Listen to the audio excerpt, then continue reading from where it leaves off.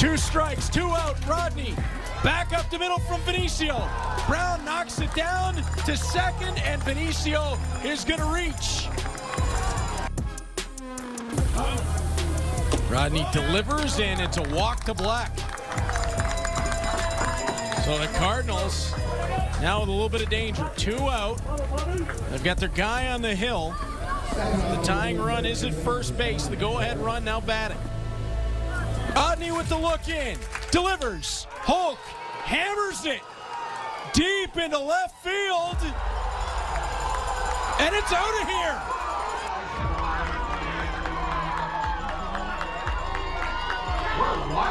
I don't know what to say. As soon as that ball went over the fence, it was a pretty low feeling. Oh, we were like stunned, really. It was like, oh wow, like all these plans have just gone to shit. And I felt like for me, seeing the documentary camera in my face in the office and seeing Rodney give up and blow a save, I was like, wow, I've just created like a nightmare for myself. They scored me like couple run to me, but that's part of the game. That's motivate me to keep working, to get better, and be confident in myself and turn back. It shows you that he's human. Like it was just a bad pitch and went over the fence, but yeah, that's baseball.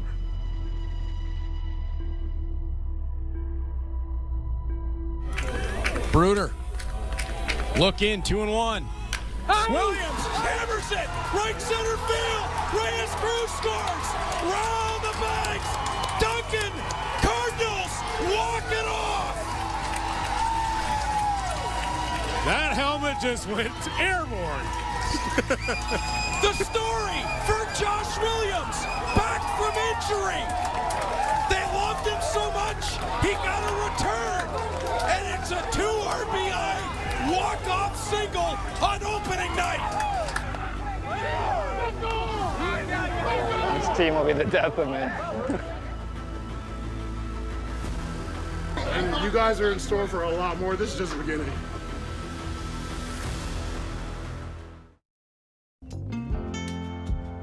My name's Anna Spearin, and I am the vice president of the Hamilton Cardinals. When we bought the Cardinals, I didn't know what she was gonna think. And she was like, no, you should do this. Like, she was very encouraging of it. And then it's kind of grown into like, definitely more of a family business. I had an idea of like, when I saw the team before we purchased it, like all the things we could do to make it better. But at that time, I didn't know I was going to be the one that ended up executing on a lot of that. My role is very multifaceted.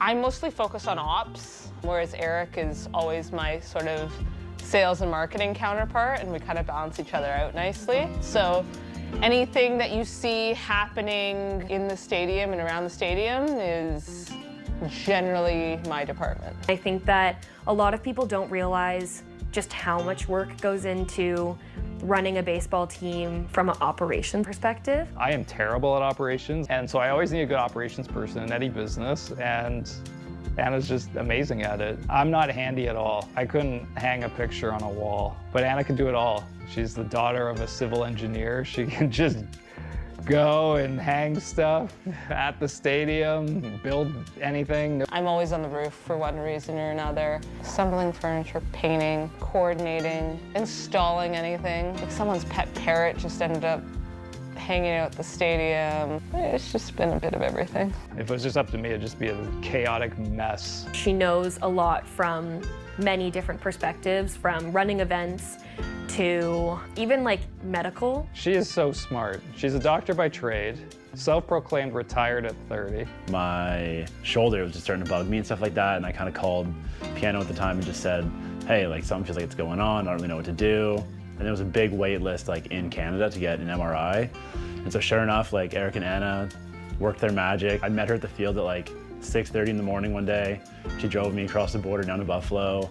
MRI that day, taken care of. That was huge. I really appreciated it. It's incredible how much we do on a weekly basis, and we're only getting better. We renamed our concessions the Bird Feeder this year, and I've actually been inside working every single game at that Bird Feeder the first season that Eric and I brought the team. And that was the only way I was gonna learn how to actually run a concession stand. It's just by doing it yourself and doing it often enough and seeing where the pain points are to be able to fix them. But the fact that like now I can take a lot of steps back, I'm just grateful for the staff that has been able to manage the torpedo of fans that come running down the stairs to get beer and their hot dog. I feel like it's one big family. I feel like once you step into that ballpark, you know who's gonna be in the office. The level of like comfort and camaraderie that we have amongst not just myself and Eric, but I feel like a lot of the staff that have been there for years now. I feel like the Cardinals have helped me grow as a person just by giving me an extra layer of purpose that I'm not accustomed to. I would say that I know I'm doing as best as I could be in the role, but hearing other people telling me how it's affected their lives or how I've made things easier for them or more fun or more enjoyable, that's where my head goes. So the second game of the season was a game to honor the legacy of Larry Wood and all that he's done for the Hamilton Cardinals organization. Truly, the organization wouldn't be where it is today without his support and all that he did for us. Larry means so much to the city of Hamilton for baseball. He was the first president of the Hamilton Cardinals Rep Baseball Association. So he's given so much opportunity to kids growing up in the city. He's been like an advocate with the IBL team and encouraging the players to go out and help coach and develop a lot of these youth teams. He's coached a lot. And yeah, he's just been like a mainstay. That's probably the best way to put it, like a pillar. We really wanted to make sure that whatever we did and however we honored Larry, it was with the Wood family at the forefront. We met with them and talked about what they would like to do and how they'd like to frame Larry's legacy. And so we came up with the idea of creating the Larry Wood Legacy Award that would then showcase the player or person that embodied a lot of the values that Larry had and the way that he wanted the Cardinals to be presented within the community and within the league. And so the first recipient of that award was Corbin Peters. He was a big part of baseball in Hamilton, and you saw that with team days that would come to the field. They would cheer for Corbin. They wanted to see Corbin. I had multiple times throughout the season where people would come in through the gates and they'd say like, "Where's Corbin?" So definitely someone that embodied that for us. And so the game, we wanted to make sure that we took the time to really celebrate Larry, and for new fans and old fans, give them the opportunity to really understand how much of a cornerstone of the organization he really was. My dad was in this stadium more than he was anywhere else. This is where we knew him, this is where we loved him, this is where we came to find him. He always had great advice, baseball and life advice. So we're just happy you guys are here and doing this, and we thank everyone very much. Siempre me gustaba Larry porque él era una persona bien atenta, conocía muy bien el béisbol. One of the best things about Larry is he was around the game for so long. It wasn't like you didn't have to hit, 4 home runs for him to come up to you and be like, "Hey, great job," If you put down a sac bunt in that game, stole a base, did something like that, he appreciated that. Right, Larry was around the game for a long time. It's an emotional time because this game this year is dedicated to Larry, and the rest of the years really, because Larry had such an impact on everything that I did, when I was a kid, and I'm sure other guys too, right? He made you want to get better. All right, he made Hamilton better for being a part of this community and this organization and baseball together for kids, and didn't matter what age. So let's do it for Larry. Well, this is amazing. All the people that are here that recognized his contribution to Hamilton baseball. He loved baseball. We both did. His whole family did. We have 2 children, 1 daughter and 1 son, and when the son had outgrown the age limit of one of the local parks, we found that he didn't have a place to play. So Larry took it upon himself to find a park that agreed to take on the older kids, and he organized that so the kids didn't have to stop playing when they were 15. Larry was very interested in the youth baseball as well.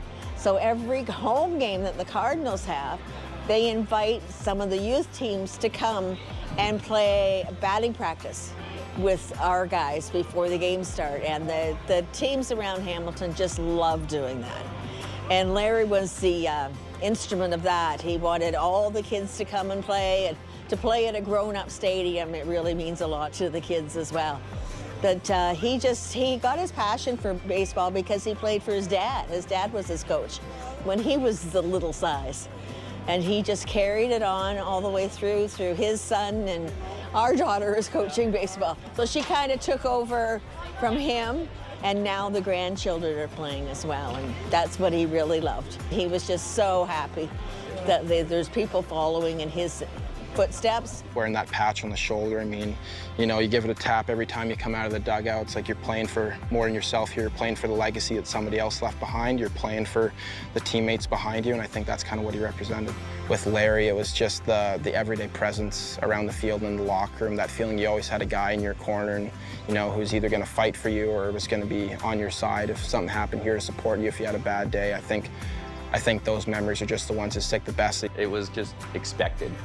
You walk into the field, there's Larry, you know, walking over the clubhouse, that kind of thing, and it's just like, hey guys, whatever, a little headlock, that kind of thing, and it's like, yeah, I don't know, I don't miss that. Larry's presence at games was missed significantly.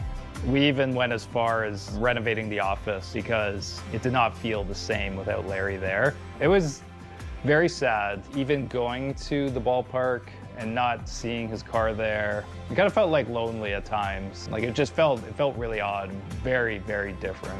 And then when things pop up throughout the season, there was always like, where's Larry to help? Because Larry would know. I don't know what I'm looking at. I don't know what I'm looking at either.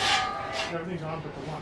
Exterior lights, that's on. Oh yeah, just shut this down, no? How to turn on the heaters in the locker room.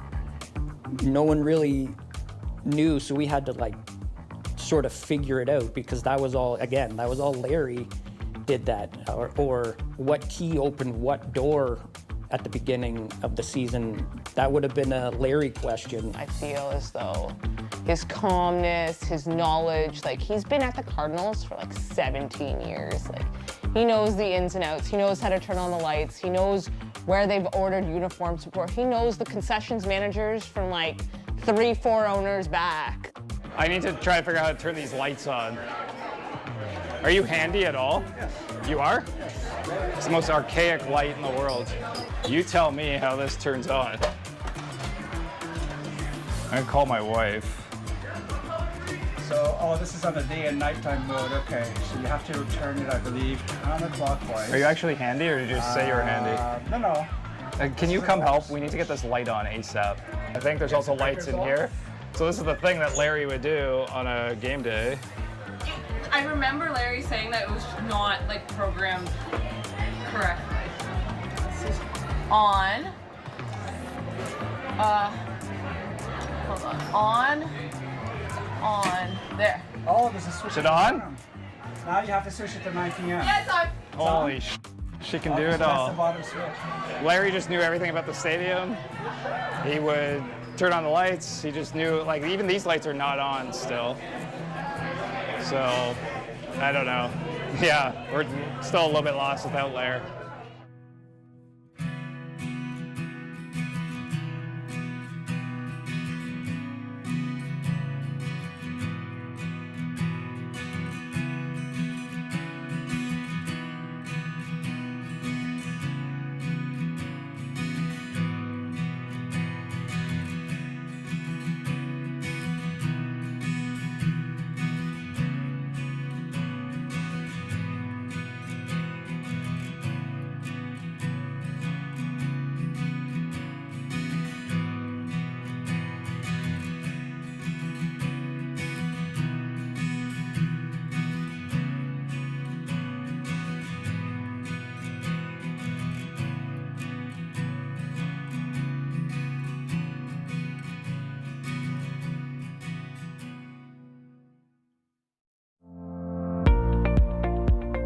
If you're interested in sharing your content with our viewers, please visit cable14.com/CGC.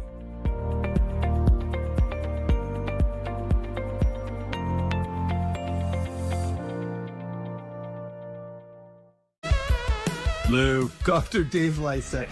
Oh, are you, brother? Thanks for coming. I've been so looking forward to sitting down and having this conversation with you. A skateboard, got brilliance unleashed, vibrant cityscape, one of these altar forests, which is nice. Jones cuts him through with the head scissor takeover. Wheeler, inverted atomic drop. Reverse neck breaker, beautiful.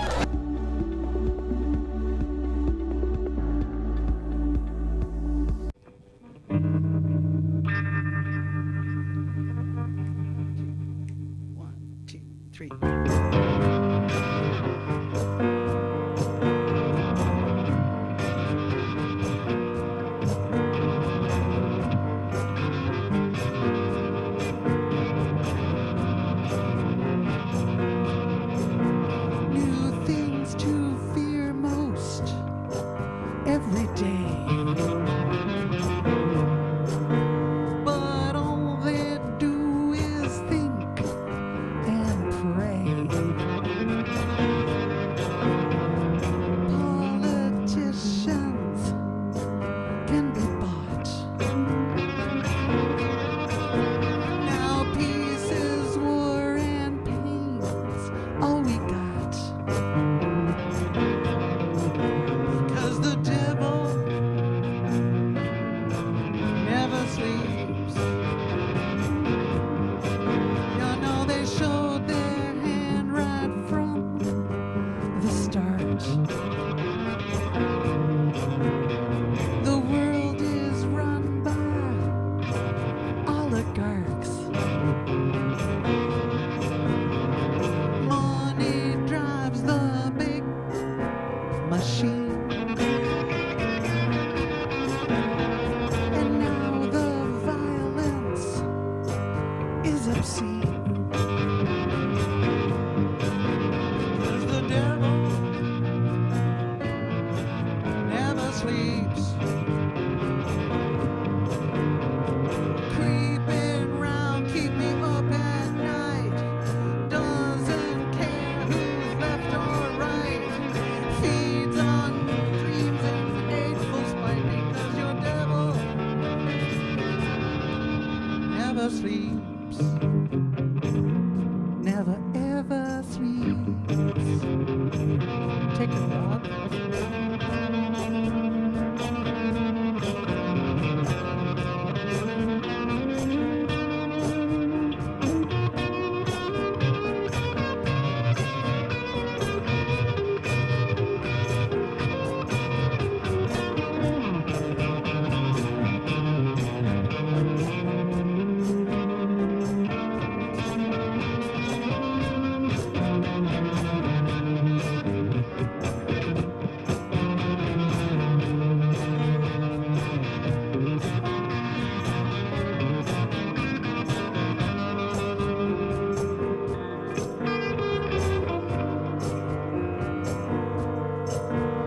So if you have the faith to pray, please pray for love to light the way. Protect the books and don't forget. The future is not written yet. 'Cause the devil never sleeps.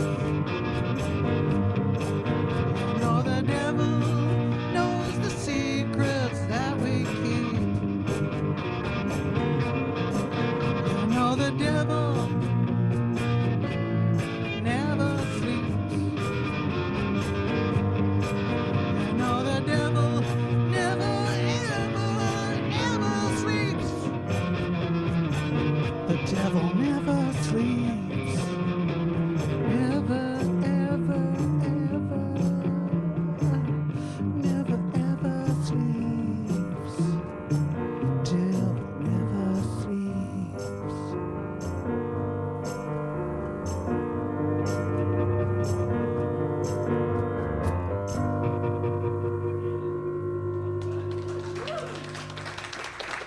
Thank you.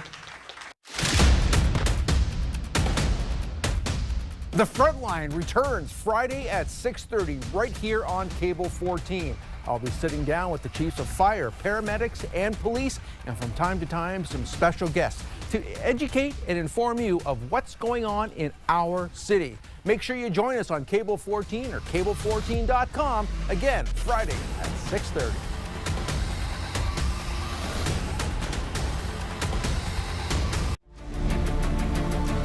Close all the exterior hatches. Let's move it. Let's go. Go, go, go, go. We used to be best of friends. Remember that? You don't look much like a criminal. White collar. My name is Zed. For Zardos, I am an exterminator. Very good. It's fun. Has been an adventure.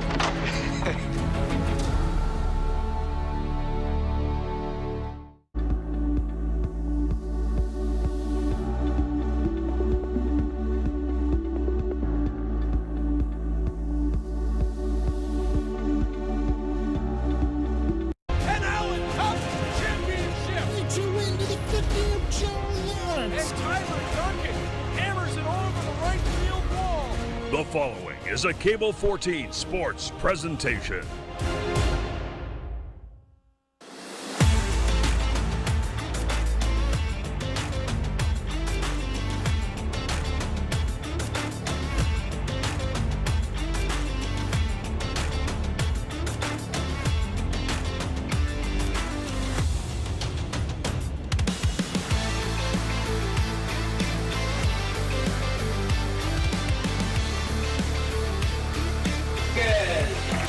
Good afternoon, everybody, and welcome inside Bernie Arbor Memorial Stadium here in Hamilton, Ontario. The smoke is clearing away just in time for another Sunday afternoon edition of Cardinals baseball here on Cable 14. I'm Matt Creeley alongside Roger Lajoie. Thank you very much for tuning in today, folks. And Roger, you had a great blog post go up about this on the Cardinal website, but the urgency and the tight schedule coming in the second half of the season, that's going to ring even more true now with the wildfire-related cancellations from this past week. There are a lot of games coming up in a very short amount of time for this Cardinals team. No doubt about it. Nice to be with you, Matt. Yes, 25 games still to play for the Cardinals this season. In fact, today marks the official halfway point of the season for the Cardinals, and here we are on July 19th. So let's see if I got the math. 12 days in July, 30 days in August when the season ends. In 42 days, those 25 games will have to be played.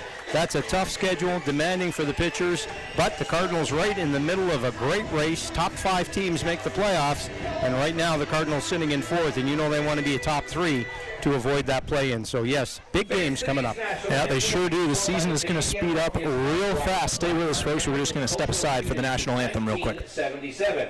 As the choir approaches its 50th anniversary, it is partnering with the Canadian Mental Health Association Hamilton branch to support the Sing for Wellness Choir for Life initiative and celebrate the positive impact group singing can have on mental, physical, and social well-being. We ask you to please stand as you're able and remove your caps, and please welcome the Canadian Orpheus Male Choir for the singing of today's national anthem.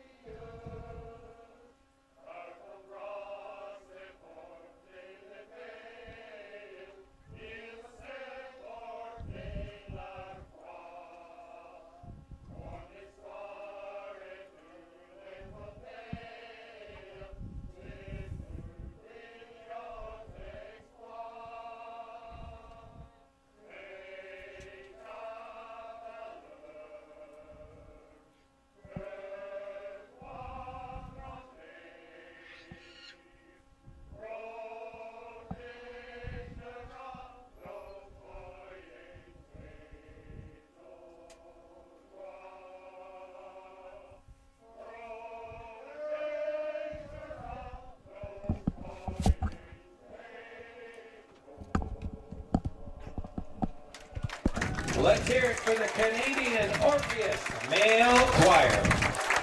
Fantastic group rendition of the national anthem there by the Canadian Orpheus Men's Choir. And we're going to do it in English now.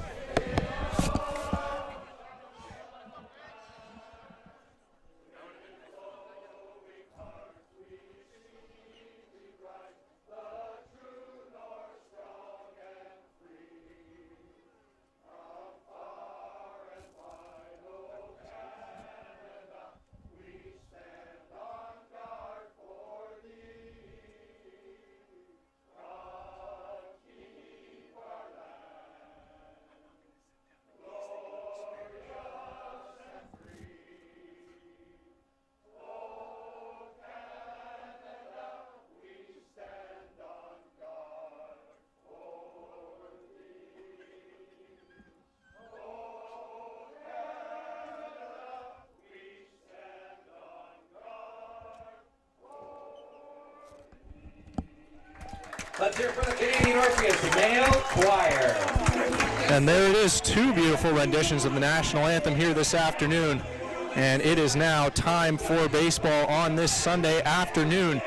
Friday night's game, originally scheduled between the Cardinals and Barrie Baycats, would have given us arguably the best left-handed starting pitching matchup in the league. Hector Yon was scheduled to start for Hamilton, and Frank Garces was due to go for Barrie. That game was postponed, so here on Sunday we might have the second best left-handed starting pitching matchup in the league. It is Hector Yon for the Cardinals getting bumped back a couple days against Victor Payano of the London Majors, and Hector Yon has been quite the acquisition for the Cardinals this season through 7 starts and 35 2/3 innings. His 2.02 ERA leads qualified starters in the Canadian Baseball League. His 54 strikeouts are second in the league, but he is going to have his hands full with the London Majors lineup today that currently leads the Canadian Baseball League in home runs. Hector has not given up a home run this season, so something figures to have to give here, and it's mostly been Friday nights that Hector's been starting here at home, Raj, but quite the story he has been and quite the pitcher for the Hamilton Cardinals. Reminder, he was signed to be the number 3 in the depth chart behind Freesy Zadamas at 2 and Owen Boone at 1, and he has given them everything they've asked him to do and even more so far in 2026. You cannot ask for more than what Jan has given them, Matt. You outlined the stats there, and it's impressive, and it is a great matchup. Every once in a while you have one of those, I call them oddities, where you've got a pitcher who hasn't given up a home run facing the team with the most home runs hit in the league this year, and you put it perfectly, something does have to give when that happens. But if starting pitching means anything, and we all know starting pitching in the playoffs means pretty much everything, the way the Cardinals' top 3 starters look, in a short playoff series, you'll like this team's chances. So we'll see what he's got today, but he'll be challenged. This London team can bash the ball. Shortstop, number 8, Michael Escato. Exactly. It is Michael Escato, the right-handed hitting infielder, set to lead us off today. Game time temperatures around 24-25 degrees here. Mostly sunny skies. The Cardinals in their alternate reds, the Majors in their alternate navy blues. Home plate umpire Ryan Herron calling the balls and strikes today. Says that one is outside from Jan, and we are officially underway here at 4:07 p.m. Jeff Rose and Chris Walters are on the bases this afternoon. 1-0 to Escato just off the other half, and it's 2-0. Yeah, not missing by much, but the key with him and any pitcher, of course, is to get ahead on the counts. And this dangerous London lineup gets even more dangerous when 2-0 counts. Escato swings and misses at that one. That has kind of been a staple of the Majors offense this season. There's been a lot of new additions to the lineup, pretty much up and down. Most of the regulars are new to the team this year. Getting ahead in counts is one of their main strengths, and it's part of why they lead the league in home runs, as I mentioned earlier. As Jan's 2-1 is fouled back by Escato, and we are back to even. That's how Jan works. Quick, mixes his pitches well, keeps the hitters off balance. And you see now, of course, in the CBL compared to the MLB, hitters can take a little bit more time stepping out of the lineup with no pitch clock. But boy, Jan would be a very effective pitcher with a pitch clock. It's comforting to know that if it were ever added to this league, Hector wouldn't seem too out of place, as that one is over the inside corner for strike 3 called, and a nice start to Hector Jan's afternoon as he battles back to get Escato looking for out number 1. This is the 3rd game of the season series between the Cardinals and Majors this year. London is currently in a share for the top spot in the CBL standings with the Barrie Baycats. The Cardinals face them in back-to-back games to close out the month of June. One in London, one in Hamilton, and Hamilton won both by scores of 11-0 and then 11-1 here at home on a Tuesday, looking to extend their lead in the season series to 3-0 as Trent Lenihan takes out side ball one. Great pitch by Yan to get that strikeout. Took something off the pitch and froze the hitter. And you mentioned that run differential. I'll talk more about that in a second because it's pretty interesting, the Cards. Now, a lot of blowout wins. They've been struggling to win those one-run games, but the Cardinals can put a boatload of runs up in a hurry, it seems. They've been doing that a lot this season. Okay, I got a stat for you. Let's do it. You probably know it because you know everything about the Hamilton Cardinals. But I'll throw it at you here after Yang's next pitch. How about that? 1-1 is in there for strike two. Okay, the Cardinals are plus 91, Matt, this year. Yep. In their 9 losses, all right, combined, they're minus 17. In their 14 wins, they're plus 108. They win games by average of more than 7 runs, and when they lose, it's less than 2.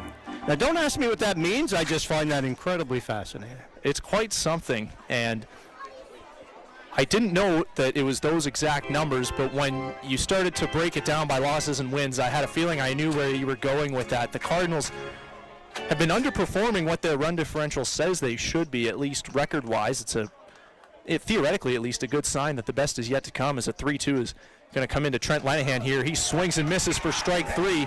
2 batters, 2 strikeouts for Hector Yan, and the beat goes on for him. He's going to face Christian Inoa here with 2 on and nobody out, and that's a good thing because Inoa joined about 10 games into the season or so. He began 2026 with the Ottawa Titans in the Frontier League. He has 7 home runs in only 17 games. He's hitting .388, and he's slugging over .700. You do not want to face this guy in a potential RBI opportunity. First pitch, breaking ball, bends down and in toward the front foot there, and it's 1-0. Yeah, it's a great strikeout pitcher, and strikeout pitchers quite often run up high pitch counts, as we know, but it took only 9 pitches to record those first 2 Ks. He's in a good spot for sure as Inoa fouls that one back, and the count is even. Inoa, the 27-year-old out of Santo Domingo, the capital of the Dominican Republic. He was previously a Texas Rangers prospect, like so many majors in the starting lineup today. Played for Quebec City in the Frontier League last season. Started out with Ottawa this year, so this is not his first go-round playing professional baseball in Canada. A lot of CBL players have professional experience in this country and elsewhere. Another foul back to the first base side. And it's 2-2. Yan looking to strike out the side here. And you'll see it with this majors lineup. A lot of them have been in either the Frontier League. The WCBL is a huge league, a huge pipeline to the CBL. As Inoa lifts the 2-2 into shallow left. Angel Guerrero is under it, makes the catch. And it's a 3-up, 3-down inning for Hector Yan. He just picks up right where he left off in the unofficial first half. He began his last start, which was last Friday night here at Bernie Arbor against the Maple Leafs, with 4 2/3 hitless innings. And he finished with quite the exclamation point on his first half, and it's more of the same here so far for him. That is going to give way to the big, tall lefty on the other side of things. Victor Payano of the London Majors, 33 years old, out of San Juan de la Maguana of the Dominican Republic. He has spent time in the farm systems of the Texas Rangers, Miami Marlins, Cincinnati Reds. So far in 9 starts this year, 52 1/3 innings. He has an ERA of 3.44. 48 strikeouts to just 4 walks and a 117 whip. Those 4 walks are tied with Welland's Ben Abram for the lowest among qualified starters in the league this year. He throws strikes. He can command everything in his arsenal. The stats, Raj, indicate that if you're going to have any success against this guy, you got to swing the bat. You got to swing the bat. You got to try to keep a head on the count. We talk about the importance of that. He's a big, tall, imposing pitcher, and he's having an excellent season for the Majors. And the Majors, period, are having an excellent season, but they had a tough day yesterday, had to make the long trip up to Barrie, and London to Barrie, that's got to be the longest commute in the Canadian Baseball League. And of course the game was never played because of poor playing conditions and rain in the area. So tough, long day for them. Let's see how he rebounds and this team rebounds here in Hamilton today. And of course a tough last 4 days for the CBL. Majority of the games postponed either because of the smoky skies or the rain, but we got a beautiful afternoon for both pitchers and hitters today. Yeah, thank goodness. And our Our thoughts are with everybody in northwestern Ontario affected by the wildfires. It's a relatively first world problem that CBL games couldn't be played for a few days, and the Majors are just no doubt happy that this game is underway after the rain fiasco in Barrie yesterday. They're going to hope that they're no worse off for it. This is not Victor Payano's first time towing the slab here at Bernie Arbor.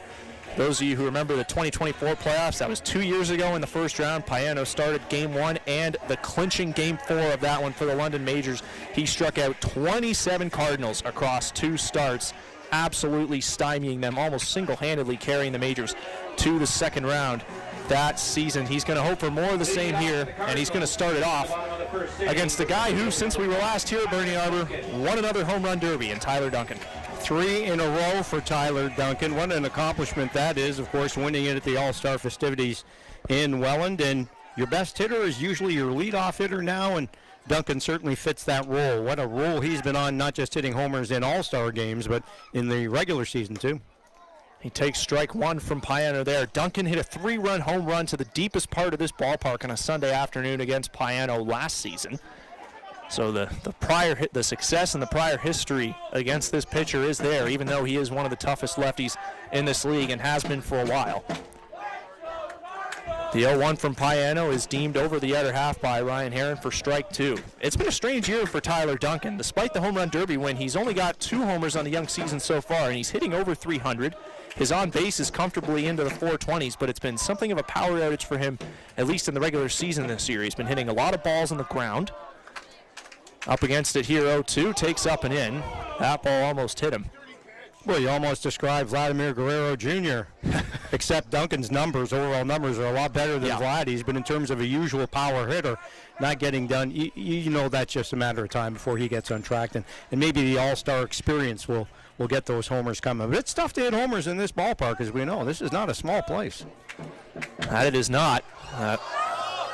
1-2 breaking ball from Payano, bends back into the zone, and Duncan fights it off. And you said it, the league is getting better too. Opposing pitching feels like it's getting better all the time, although offense is up in the league this year. But the good news for Tyler is that he's still hitting the ball hard. He's got a lot of hard hit balls just on the ground. He's got to try and find a way to elevate them a little bit, although easier said than done against Payano. The 1-2 is up high, and the count is even again. So we'll see what Duncan can do with this 2-2 pitch. And just a further note on the wildfires, and well said what you said regarding the people in Northern Ontario, but full credit to the league to close out all games in the league and not just make it awkward that 1 or 2 places play. You know what? It was an inappropriate time to be outdoors, so full value to everyone for that decision. Sure was, and the 2-2 fastball from Payano is right there. Duncan takes strike 3, and Victor's gotten off to a good start, trying to match Hector Yan today. And if these two pitch to their capabilities, it'll be quite the duel. Brandon Nickel's going to try and have something different to say about that. Nickel this season, hitting .337, has hit safely in 20 of 22 games this season, Raj. He's riding a 13-game hitting streak, very consistent at the top of the Cardinal lineup. Cardinals have been consistent throughout their lineup. One of the best things about the club, Matt, is everybody's contributed 1-9, and ERA and batting average. The Cardinals are among the league leaders in both categories. That they are, as Nickel takes an 0-1, the first pitch breaking ball up high. It's 1-0. Sometimes you'll see teams, that are easy to identify how to shut them down. It's a pitching problem. It's a hitting problem. Good thing about this Cardinal team is overall the play has been excellent. That's why that run differential is so high at +91. 1-0 is up and away, and Nickel's in the driver's seat now, 2-0. Nickel has been one of the better Cardinals against left-handed pitching this season. Him and Carlos Dominguez have OPSs up over 1,100 against Southpaws this year. 2-0 swung on and missed. Payano gets one back. Already you can see the good stuff. The big London pitchers firing in there. Now, Payano's strikeout rate is a little down this season compared to what we usually see from him, but he still has outstanding command. 4 walks in just 9 starts with the amount of innings he's thrown is hard to believe. And he paints the inside corner with that one, and it's 2-2. Well, and you can see why that precision pitching he's got. It's not like he's throwing obvious strikes. He's just painting the corners, as you said, and tough pitches to take, but tough pitches to swing and hit, too. 2-2 is popped up on the infield right side. The second baseman, Inoa's got a beat on it. He makes the catch for out number 2. You know, we're 5 batters into this game, Matt, and you previewed the game very well by talking about the pitchers matchup. Already you get the feeling runs are going to be a premium today. And I think in the early innings, anybody gets on base, you're going to see teams playing for 1 or 2 runs at a time. Get on the board, because both these guys are looking very sharp here in the first inning. Sometimes the starting pitching matchup just writes all our storylines for us. It's going to be Darlene Herman stepping in now, the Cardinal first baseman with 2 on and nobody out here in the first inning, facing Payano for the first time in his CBL career. First pitch outside. Herman has had a tough month in the injury front. 2 Fridays ago against Welland, he got hit in the hand, had to go for x-rays after the game, came back negative, and with a bone bruise in his hand, hit a game-tying double off of Davey Mendez in that game. The Cardinals went on to win. 1-0 bends in there, that breaking ball. Even to righties, Payano will throw it, and it's a called strike machine at times when he can locate it properly, and he did just there. Last Friday, Herman got hit in the face by Yadian Martinez. Was down on the field for a long time, went to the hospital after the game, somehow walked away without a concussion. He was named an all-star starter, did not start in the game, and Chatham obviously held out for precautionary reasons. But he was there with all the Cardinals, joining in the festivities, joining in the party on the field that occurred after the final Tyler Duncan home run that clinched the Derby. And just great to see him back in the lineup here today, 10 days after a pretty scary incident. Oh, anytime you're hit in the face head area, it's frightening to say the least. So he's bounced back great, and that's fabulous to see. Herman is competitive as they come. It's hard to get him out of there. He pops this one up on the infield. The catcher, Jaden Babiak, says he has room, and he does. A couple pop-outs for Victor Payano in that inning, and we are 6 up, 6 down so far in this ball game. Through an inning of play here at Bernie Arbor Stadium, you are watching Cardinals baseball on Cable 14, presented by Lifelabs. Your score is still 0-0.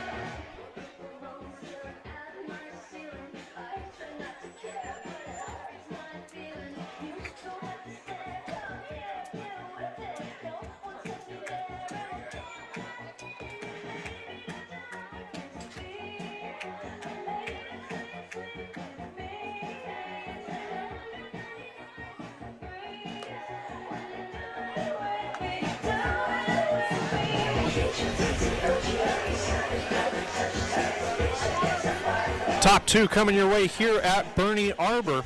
Thank you for tuning in on Cable 14. The London Majors are in Hamilton for the 2nd time this season, 3rd time overall these 2 teams have met.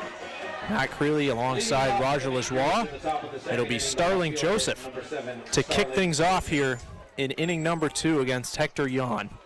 Joseph began this season as an assistant coach with the Cardinals. He was assuming that role for both school day games, and then by the time it was opening day, decided he wanted to play again, and back to London he went. This is his 4th season in the league, 4th with the Majors. He was off last season, but 2022 through 2024, he was a mainstay in that London outfield. Couple of championship teams in London during that time period, breaking a long drought, what the Cardinals are looking to do this year. Exactly, and the Cardinals were trying to learn all they could from Starling when he was here. The San Pedro de Macorís native, former Texas Rangers prospect, hitting .292 this season with 5 home runs. 1-1 swung on and missed. So we talked about the Cardinals plus 91 run differential. the 2 games against London, 11-0 and 11-1. So that's 21-1. They beat the Toronto Maple Leafs here 23-1. So that's 43-2. So those 3 games alone is a plus 41, never mind the rest of the season. Not doing a lot of heavy lifting in that regard. Joseph grounds that one right side. Herman knocks it down and then flips to Jan for the out. Nice play on both ends that time. As Hector and Starling, they know each other well. They're going to have a laugh about that one. Right fielder number 27. Hector's very pleased with himself that he got to the bag in time to complete that ground out. And he just got there in time. That was a close play, and Joseph had a word for the umpire going down as he was barreling down the line. But nice play and a nice recovery. Yeah. Took a bit of a hop on Herman, but he was able to complete the flip over to Jan, and 4 up, 4 down. Yeah, when that infield is dry, the bounces can be unlike anything you've ever seen at both corners of the infield. I remember last game London was here. David Dreyer's at third base, had a couple balls eat him up. You never know when the Bernie bounce is going to come at you. And Herman managed it to the best of his ability there and still got the out. So now it's Tucker Zdunek, the right fielder. Left-handed hitter out of High River, Alberta. Jan's 1-0 is low. Zdunek, in his second season with the London Majors, has spent some time in the WCBL, spent some time with the Ottawa Titans last year. He's got 7 home runs, hitting .321, OPS at .993. Another productive season for the Majors corner outfielder, and he now finds himself ahead 3-0 in this count. Well, the Majors with a couple of guys with 7 homers takes and gives you the full reason why London leading the league in dingers this year. And a big part of the reason they're 18-9, tied with Barrie for first place coming into today's game. The first 2 guys in their order, Escato and Lenahan, are tied for the league lead with 9. So just pretty much up and down. There's no easy out in this lineup. Zdunek lost to Tyler Duncan in the semifinals. That was an absolute shootout in round 2 of the home run derby. Duncan with 22 home runs, just barely beating Zdunek's 21. What a battle that was at Fergie Jenkins Field. 2 left-handed hitters taking full advantage of the short porch out there in right field in Chatham. Zdunek did not like that called strike.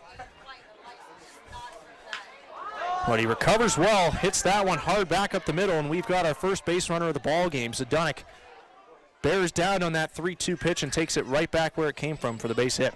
So now we'll see how the Majors play. It's still very early in the game, but you're in the lower part of the order, although, as you mentioned, Matt, this London team hits with the best of them. But Jared Burney coming up, center fielder in the 6 hole. 6, 7, 8, and 9 hitters. Maybe the little hit and run here, moving hit runners across, trying to make sure you cash any base runners you can get. Every possibility's got to be on the mind of Majors manager Roop Chandradat right now. First pitch to Burney, just down.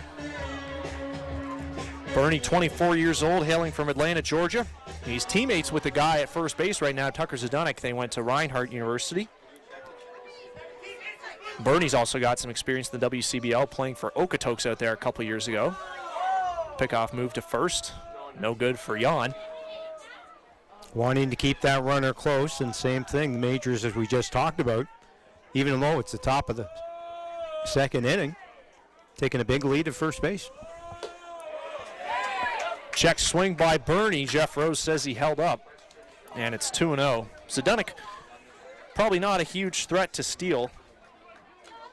He doesn't have any off left-handed pitching this season, no stolen bases. In fact, the Majors haven't stolen a single base off lefties this season, it looks like.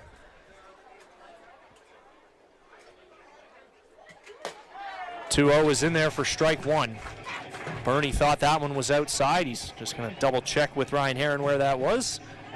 He nods now. He knows a little bit more about the strike zone today. That's what good hitters will do. They won't criticize. They'll just look back. Where's that pitch? And that's a fair question to ask on a pitch that's close on the side of the strike zone. Burney fouls that one straight back off the netting there, first base side. As opposed, of course, to saying, what kind of a ridiculous call was that? That clearly was a ball. See, it's all on how you handle him, Mr. Umpire. You got to be diplomatic when you go about it as a hitter, especially if you want those calls on the other side, although Victor Payano probably isn't going to need too much help today. 2-2, Zdunek going, and Burney fouls it off. So maybe the hit and run was on. You might be onto something there, but all Bernie could do is foul it back, and sometimes with 2 strikes against Hector Jan, that's the best you can do. Well, it's got to figure into anybody's strategy, Matt. You know, it's when you've got pitchers, the quality of the 2 starters we have today, to any base runner becomes important, and you're trying, first of all, to get maybe Jan off his game a little bit. He's already thrown over to first once, and the hit and run hits are going to be few and far between. Single will take him to third instead of second. And with less than 2 outs, that matters.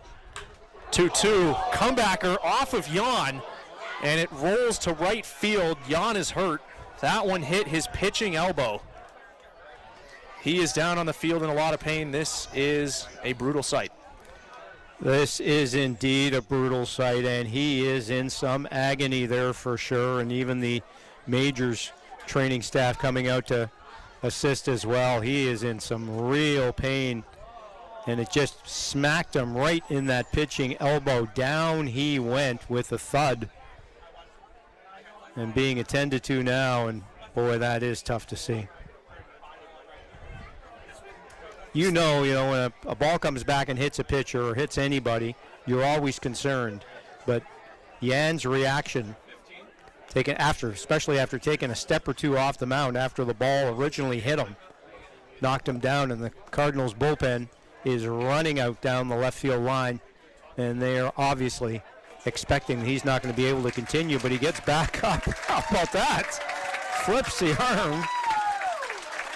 Wow. Gets a big hand here from the fans, but boy, the way he went down and the way he was reacting, that looked just awful, and hopefully he's just been able to shake it off, and at least he's going to try to get some pitches here, so let's see what happens. That's pretty remarkable, because that was a hard hit ball by Bernie. It's not like it was a swinging bunt or anything. That ball smoked Hector, and his arm immediately went limp as soon as it happens. It's not often you see a comebacker back toward the pitcher's mound that hits the pitcher in his throwing arm. You know, usually when there's an injury to your throwing arm, it's all the non-contact stuff that you're potentially worried about, but Hector's going to try and stay in this game. That's remarkable. That's a trooper. There is no question about it, because as soon as he went down, both training staffs came out right away. Both of them. Manager for London was also out, and Swarovski is going to warm up in the bullpen just in case, because soon as he went down, Cardinals' entire bullpen went down the left field line. Nobody was in there, and again, we were just talking about how unlikely it is there are going to be a lot of runs in this game. Who thought the bullpen was going to be thrown in the second inning?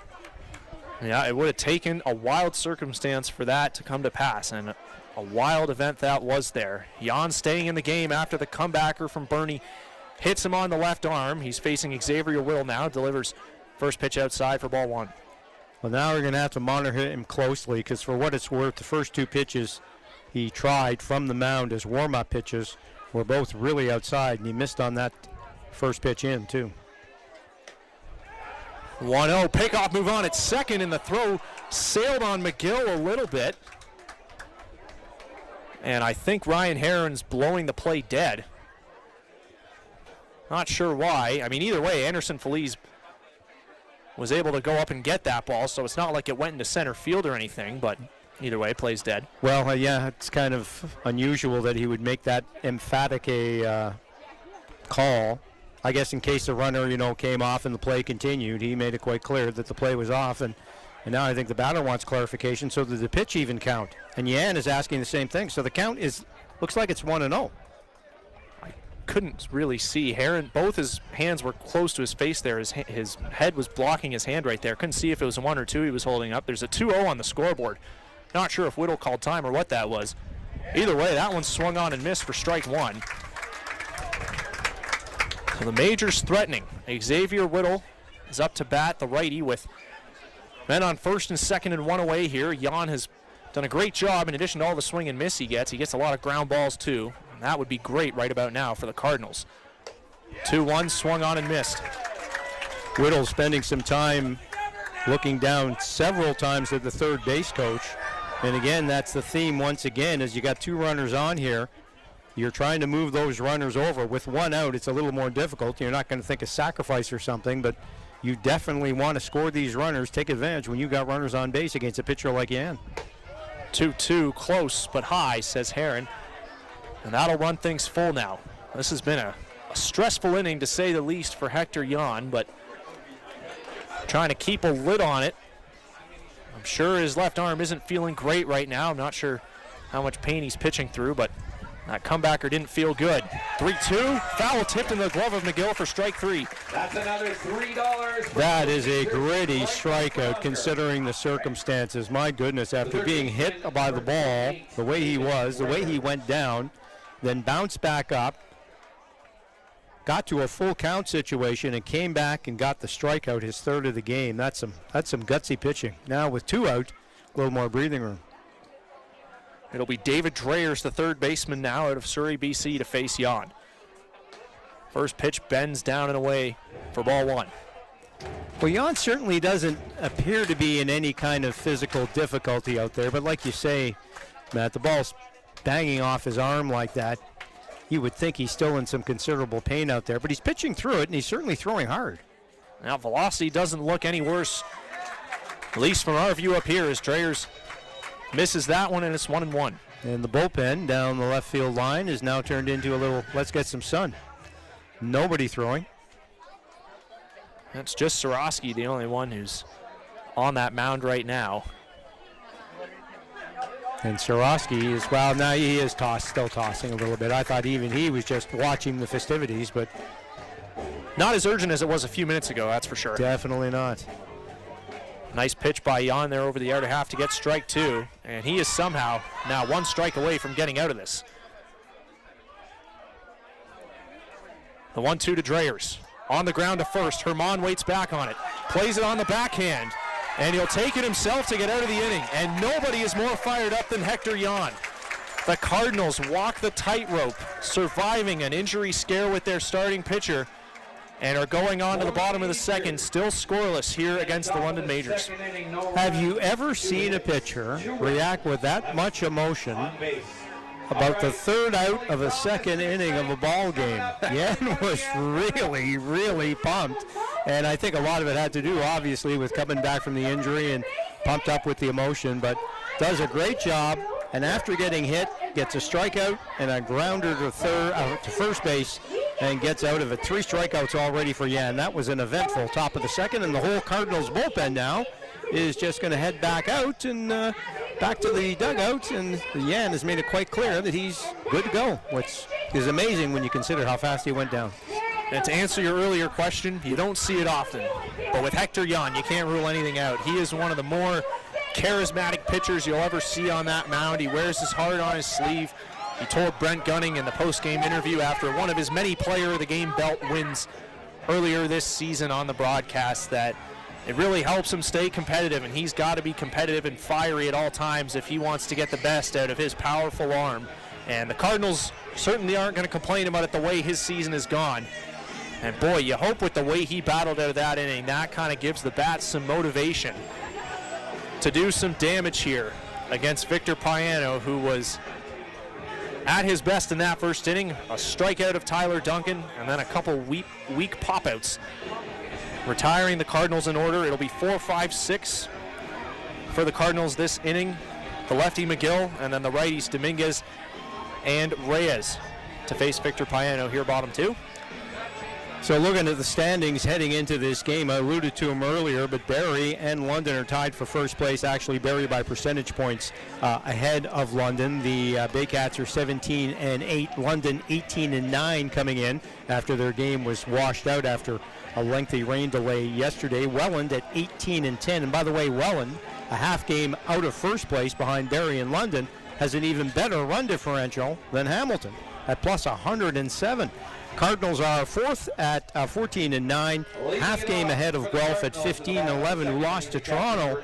Kitchener, Brantford, Toronto, and Chatham-Kent pulling up the rear in the intercounty and in the CBL. And remember, only the top 5 teams make the playoffs this year, 4 and 5 in a one-game playoff. So that separation between 5th and 6th is massive, as is that separation between 3rd and 4th.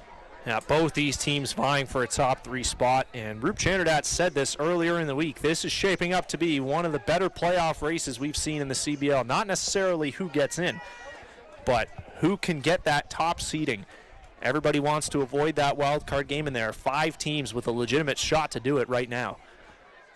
As the 0-1 to Evan McGill is swung on and missed, and Payano quickly ahead 0-2 here on the first batter he's faced here in the bottom of the second. And speaking of the Baycats, in Barrie, as we speak, the Toronto Maple Leafs put a 6 spot up in the top of the 4th inning and are leading Barrie 8-0 with the Baycats batting in the bottom of the 5th. The Maple Leafs are playing some good baseball.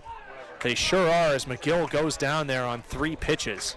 And both the Majors and the Cardinals, I'm not sure if they're paying attention to that right now. They got bigger fish to fry, but both of them would be very happy to hear the score right now in Barrie. Toronto doing them a favor. Toronto did the Cardinals a favor yesterday when they went into Guelph and beat Guelph by a score of 7-4. Yasiel Puig had his hands all over that game, tripling, homering, driving in 3 runs in a 3-run victory. Toronto beat the Cardinals about a week and a half ago at Christie Pitts.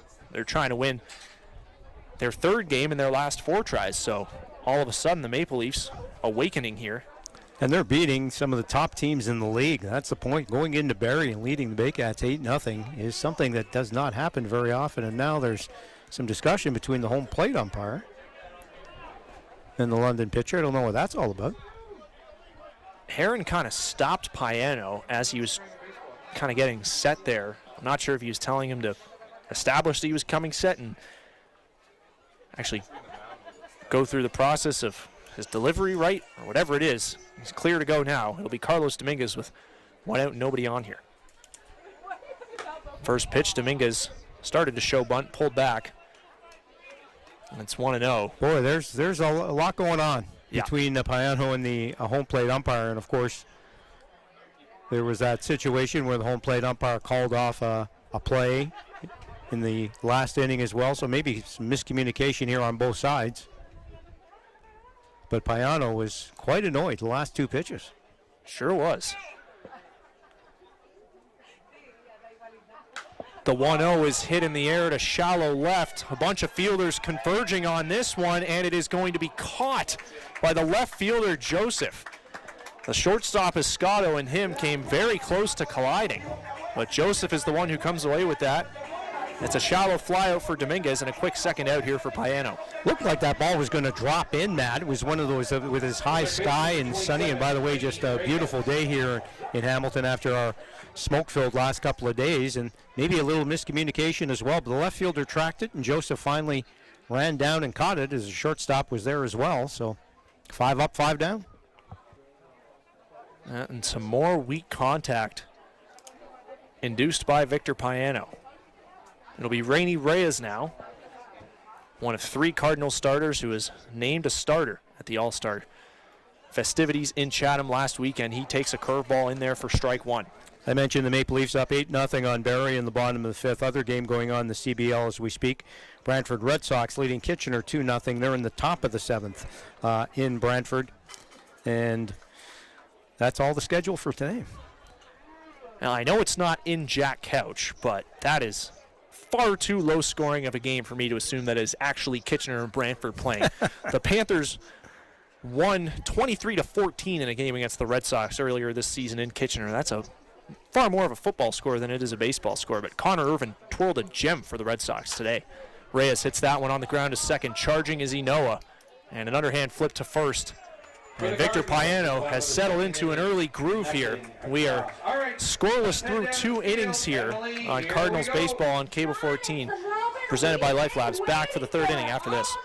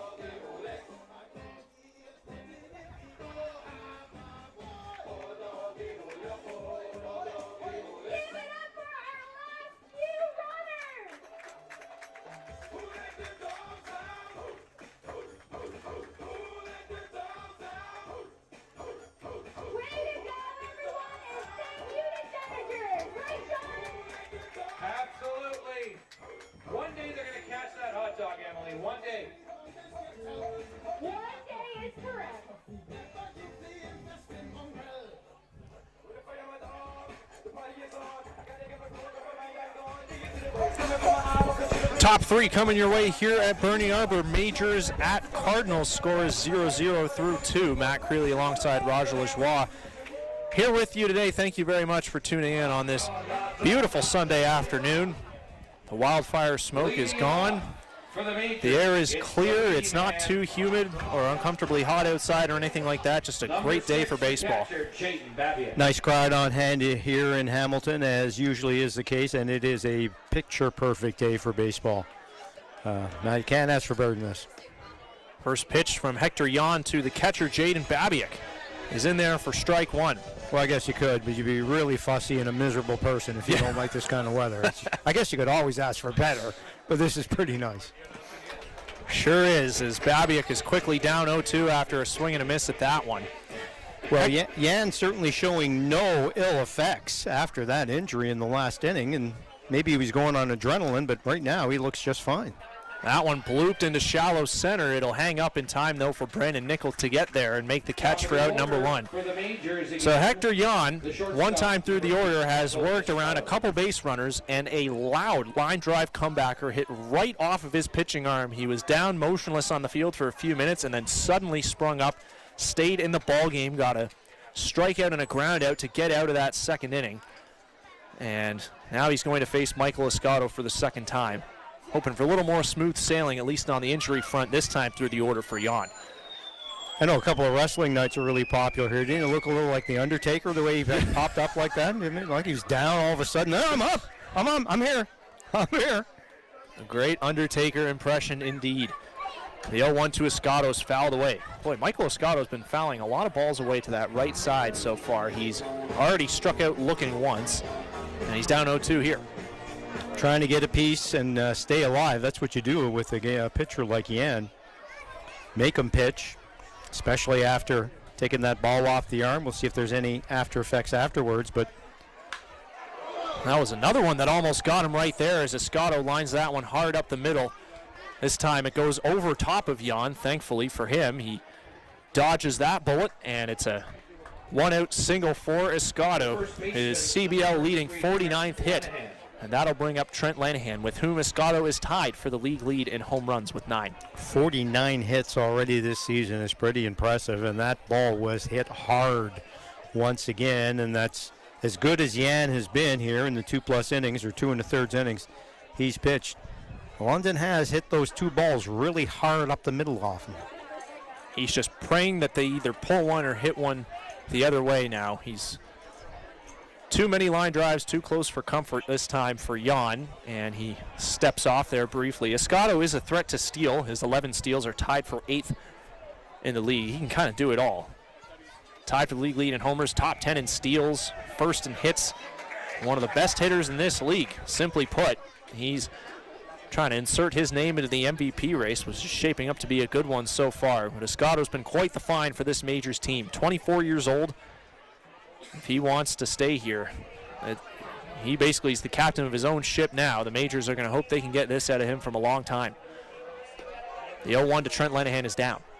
I wouldn't be the least bit surprised if Escato goes here, even though, of course, the guy at bat also has 9 home runs. You don't want to take bats out of anybody's hands, but we talked about the premium of runs in this game, especially against a pitcher like Jan. If the opportunity's there, I wouldn't be surprised, and even not so much a pure steal, but again, a hit and run like we saw London try to do in the last inning. On with a pickoff move, but Escato was ready for it. Got back to the bag without even having to slide. Lenahan's hitting .385. His on base is .456, and his OPS is up over 1,100. He's also been a big find for this Majors team. The UBC alum spent time in both the WCL and the WCBL, playing baseball now on the east coast of this nation for the first time. Takes that one down. Well, the book on the Majors were the new players that they brought in. We're going to make this team even more competitive, and they've been a strong team the last couple of years, of course, winning a couple of titles before Welland and Barrie started trading off, but boy, they have been impressive. Yep. Tucker Zdunich, the right fielder, and Victor Payano, the starting pitcher, are the only guys who are still around from their final playoff game last year. Runner goes, but Lanahan fouls it away, and the count is even. That's a remake and a positive remake, judging by that 18-9 record and the big numbers they have been put up. your only hope, and not only hope, but I still like, when it comes down to it, especially best of 7 series, the Cardinals' top 3 starters got to make you feel good. Absolutely, they do. And when you get deeper into the playoffs, and this year with only 2 playoff series, so if you're lucky enough to get into the top 3 or good enough to get in the top 3, you only have to play 2 best of 7s, and you can throw your starters deep into games. It becomes a sprint more than a marathon at that point as Lenahan waves at that one in the dirt, and it is strike 3, but it gets away from McGill, so Escato is able to take second on the play. So another $3 for Little Caesars. That's strikeout number 4 for Yan, but as you mentioned, Escato gets over to second. The ball was low in the dirt. Tough to handle. But it's almost as good as a sacrifice when it turns out. There's 2 out, but a really fast runner at second base, so Yan's going to have to be careful here. Now, base hit probably scores a run. Still, not many times you can get Trent Lenahan to produce a swing like that, so nicely done by Yan nevertheless. Not out of the woods yet, though. He's got to face Christian Inoa now. First ball high. Yan now takes his time after that pitch. He's been working very quickly and usually does work very quickly, but took a little spin around the mound after that first pitch. I don't think he was very happy with it. Yeah, you got to gather yourself when you're facing a guy like Inoa. 1-0 is inside. Now Christian's ahead 2-0. A couple of off-speed pitches missed the strike zone, and Yan now has a look over at second base. Starling Joseph on deck should the inning continue. Yan with the look back at second. 2-0 is hit hard on the ground left side, and it's through into left for a base hit. Escato getting waved home. The throw is a good one from Carrero, and they got him! Beautiful throw, hard hit ball, and there was no doubt Escato was going to try to score. He barreled around third base, but play wasn't particularly close. Bounced in once and just into the catcher's glove. Terrific throw from left field, and as a result, the Cardinals keep this game scoreless. Angel Guerrero with a beautiful throw from left field, nabbing one of the fastest runners in this league at the plate. That is an outfield assist and a timely one at that. And the Cardinals, despite the base hit from Inoa, are out of the top of the third. The Majors still have yet to score here, and the Cardinals bats are going to try and get going now with the bottom of the order. Set to face Victor Payano. It's going to be Anderson Feliz, Jaden Brown, and Angel Guerrero, the man who made that throw, due up here. In the bottom of the third, Payano has been cruising so far. He's been getting his strikeouts. He's been getting his weak contact. He's been all around the zone, and the Cardinals have seen this before. Tyler Duncan and Tanner Rempel, some of the guys on the bench right now. Luis Bernardo as well, who experienced firsthand what Payano did to them in the playoffs 2 seasons ago, and his numbers are not quite as dominant as they were then, but still, he is not to be taken lightly by any means. He struck out 13 Cardinals in a start here last season at Bernie Arbor. Hamilton won that game because they put together enough singles and doubles to make it mean something, but anytime you have a guy who can come in and strike out 13 batters in a start, you know that you got to take him pretty seriously. Well, and here's another thing on the Escato play, and I'm not suggesting that was his thinking, but I've been beating this drum for the first 2.5 innings of this game. When you have an opportunity to get base runners in when you've got a pitcher's matchup like we have today, you got to try to score. And even though that ball was hard hit and it took a good throw from left field to come in, if it's a different pitcher, if the circumstances are different, maybe he doesn't try to score there. It's only the third inning. You never want to be the last out at third or the last out at home. And he turned out to end the threat. But how many base runners can you count on when you've got pitching like we're seeing from these 2 starters? So I think maybe that played a little bit in that play. Yeah, when you put it like that, I don't hate the call. And Escato has been an effective runner this season, both in terms of stealing and taking the extra base. But it was just played perfectly by Guerrero. So we move on here. Bottom third, Anderson Feliz will lead it off, the switch-hitting infielder for the Cardinals. He's playing second base today. If I'm a manager, and I'm not, But if I was a manager, I wouldn't even call it a mistake. Like you're trying to take the opportunity. You're trying to make the player make a perfect throw. And that one's fouled back. And it wasn't a perfect throw, but it was a really good play. And you're a speedy runner. You want to take the chance. And again, back to Yan. How many chances are you going to get to score? Now, well executed by the Cardinals defense. Guerrero to McGill. Goes your 7-2 put out on that play. 1-1 to Feliz is hit hard, but foul right side. Anderson hitting .279 in the early going this season. Even though he got here a couple weeks late, his 22 RBI are actually second on the team. He's hit safely in 5 straight games. Feliz likes to talk about the fact that he hit directly behind Aaron Judge in the batting order when the two were teammates in the New York Yankees minor league system. How about that? That is something you will tell your grandkids. That one is hit hard foul the other way down the third base line. You may never do anything again in your baseball career, but you will tell your grandkids, you know what, I hit behind Aaron Judge. What, at Yankee Stadium? Never mind, kids, let's go to the pool. You don't fill in the rest of the story, but that's pretty impressive. Whatever became of him anyway, Aaron Judge. Any good? Yeah, the 1-2 now. Check swing by Feliz. He holds up. That one was in the dirt, blocked by Babiak. Yeah, it's crazy how professional baseball, especially now that the CBL, we're in a professional league, and we're going to start getting ball players from kind of more reputable minor league backgrounds coming into this league in the coming years. And it's just the many paths, or the many destinations along your path through minor league ball. You never know where it could take you. Anderson Feliz was right ahead of Aaron Judge in the batting order, and now he's a Hamilton Cardinal, and it's crazy just where this game can take you.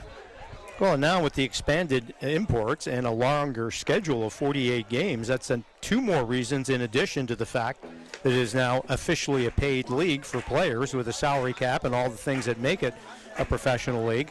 Sure, you're going to see players from all over the place. This will turn out to be it always has been, but even more so. The difference between a 32-game season and a 48-game season for a baseball player is massive. It's come a long way the past few years for sure. The payoff to Feliz is fouled away, and this is the closest thing to a great at-bat that we've seen so far here from the Cardinals offense today. Feliz has fouled a lot of pitches off. This is going to be the 7th offering of the at-bat coming in now. Still full here on the Cardinal second baseman. You want to battle and make him throw pitches. You know he's going to get his outs. Don't make it easy. Another payoff, and that is high. So the Cardinals have their first base runner of the ball game. It is a leadoff walk for Anderson Feliz.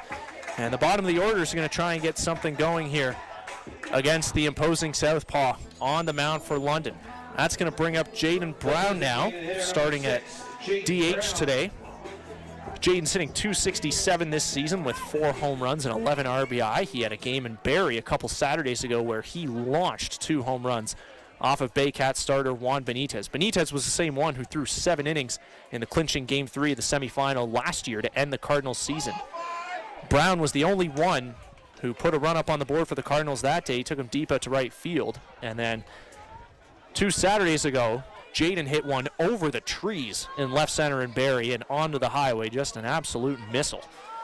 So he can hit good pitching. We'll see what he can do against Piano here. Leaves the lead off first. Brown fouls that one away, and it's quickly 0-2. So same scenario here. You have Feliz at first base. Brown at the plate. It's scoreless. It's still early. Bottom of the 3rd inning. How aggressive do you want to get in either stealing bases or hitting and running or making sure those base runners score? We talked about it from the Hamilton perspective or the London perspective. Now let's see what the Cards do. 1-0 is hit up the middle. Nice play by Inoa, and they're going to get a double play out of this. That ball was hit hard, and Inoa speared it.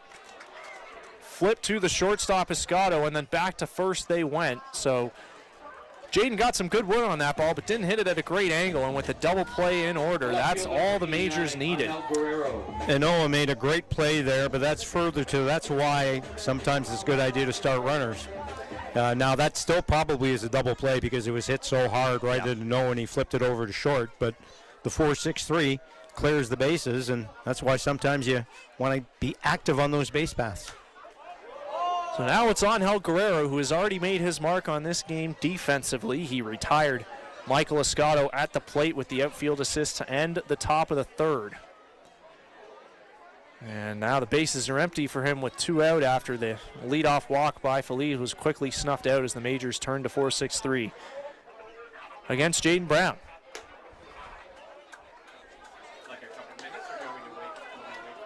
1-0 is high there to Guerrero. Well, Guerrero now trying to work some pitches. Angel's trying to find some consistency. He's got a truly pretty swing, and when he's on, he's just as fun to watch as anybody in this lineup as he fouls one straight back towards us. That one narrowly missing our heads, Raj, up here in the press box. What are the odds of ball come into the press box here? You've been around this ballpark a few years. Well, I've only seen it one time in my 3 years here, and it happened about maybe 3 weeks to a month ago. There is one that bounced off the grandstand here and then right into Brent Gunning's hands in the 9th inning of a game against the Guelph Royals. I believe that was about a month ago. And Gunning making the play, no surprise there. Nope, speared it on a hop, quick hands. No surprise there. How about that? Because for people who have not been to Bernie Arbor Stadium, you know, the trajectory of getting a ball into this press box requires something. So you say it bounced off the stands. Yeah. Okay, that's about the only way I think it would get in here. Yep. I'm inclined to agree. It's the only way I've seen it. And Guerrero made it close there. That one barely evades the protective netting on the fly. Now he's in a 2-2 count here against Victor Payano. That delivery almost hits him. That curveball spun out of Victor's hand early. He never quite finished his delivery on that one. Guerrero ducks, and now it's 3-2.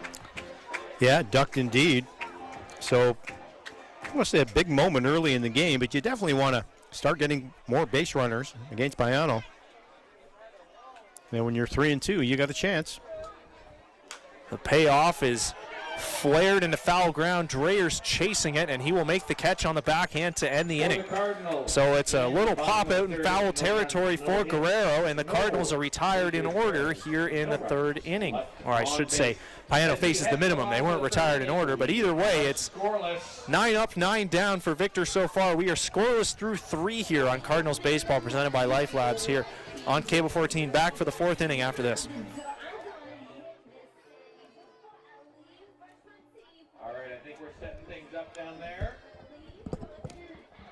I think we're ready to go. All right, Emily, take it away. Do you see how he ended our season?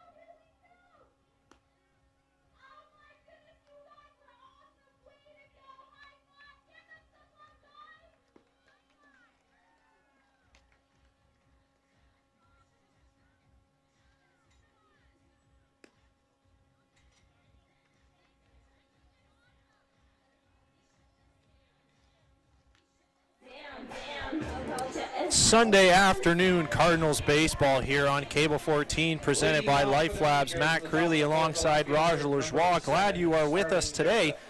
And it is just about as we predicted here, Raj, a pitcher's duel through 3 innings. Your score remains 0-0, London and Hamilton. No hits at all for Hamilton in the game, just 4 hits for London, all singles.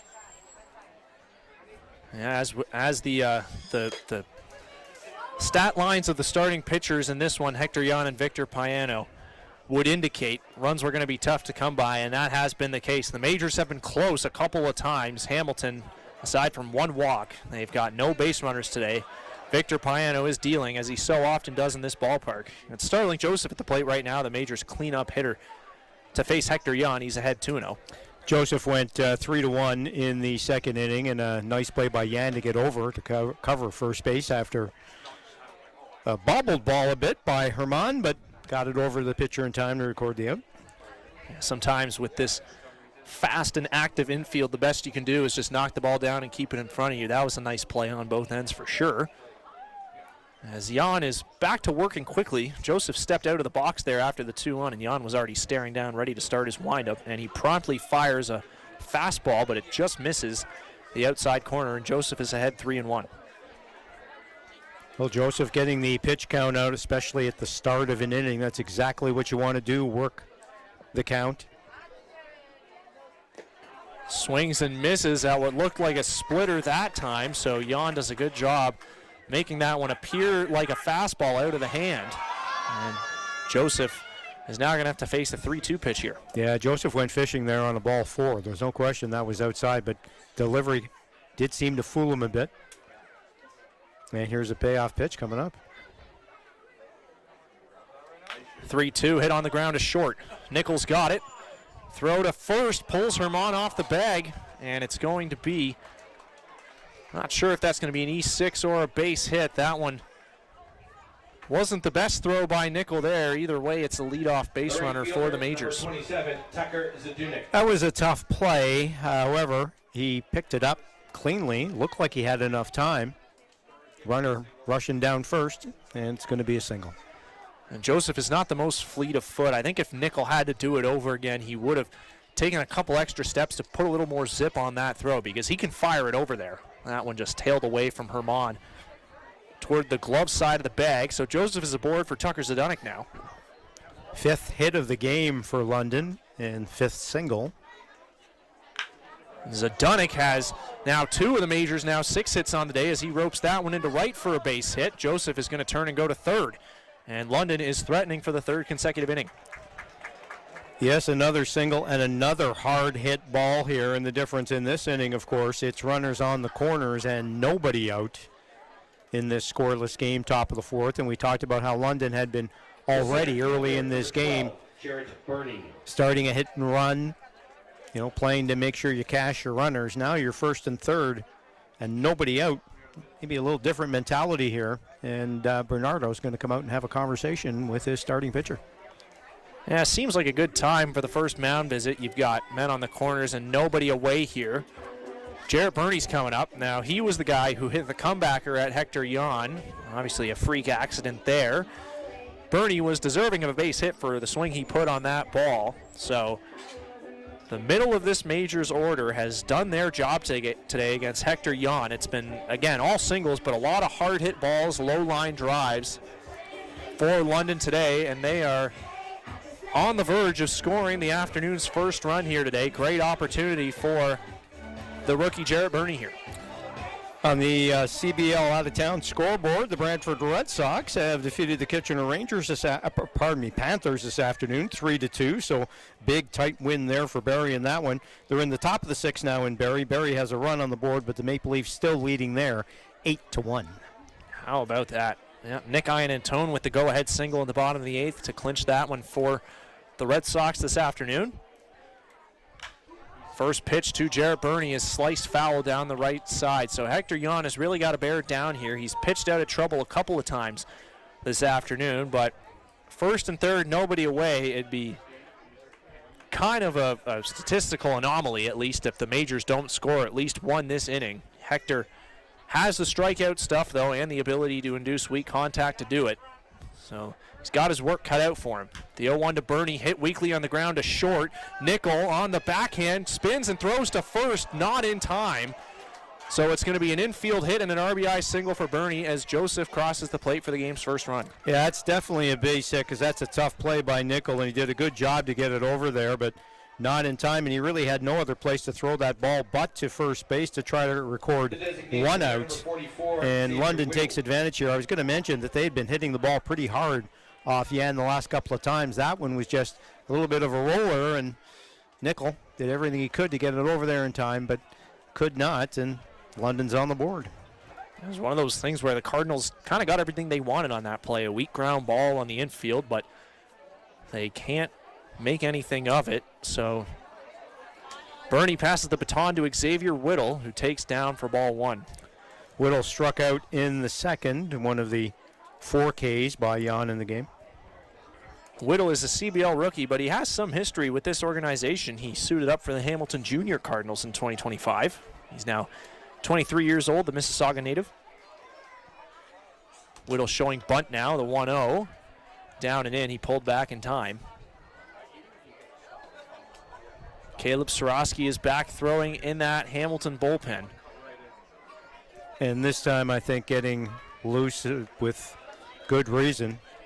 Still 2 runners on, nobody out. Jan, of course, very capable of pitching deep into games, but Majors seem to have a little bit more track on them. They've hit 3 or 4 balls off him pretty hard in the last 2 innings. Yeah, that they have. Besides the first inning, it has not been smooth sailing at all for Hector. 7 hits now on the afternoon. For London, the pitch count is definitely getting up there. That one over the inside corner for strike 1. There's Sorosky as he works in the bullpen, and right now just tossing, but he's been warming up for the last couple of innings. It's not going to take him long to get loose if they do decide to bring him in.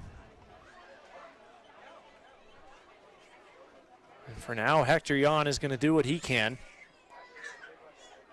Look back at second in the 2-1. Herman creeping in because Whittle was showing bunt again, and he fouls it away, and I think he knows that that was his one chance to lay one down because he looked pretty frustrated with himself after failing to keep that bunt fair. He popped it up and it went foul, so now he's got to swing the bat here 2-2 against Jan. Well, and that's again the Majors playing for with base runners on to get as many runs, cash them in, don't waste the opportunities. And Will just couldn't get that down. 2-2, waved at and missed in the dirt. Whittle goes down on strikes for the second time.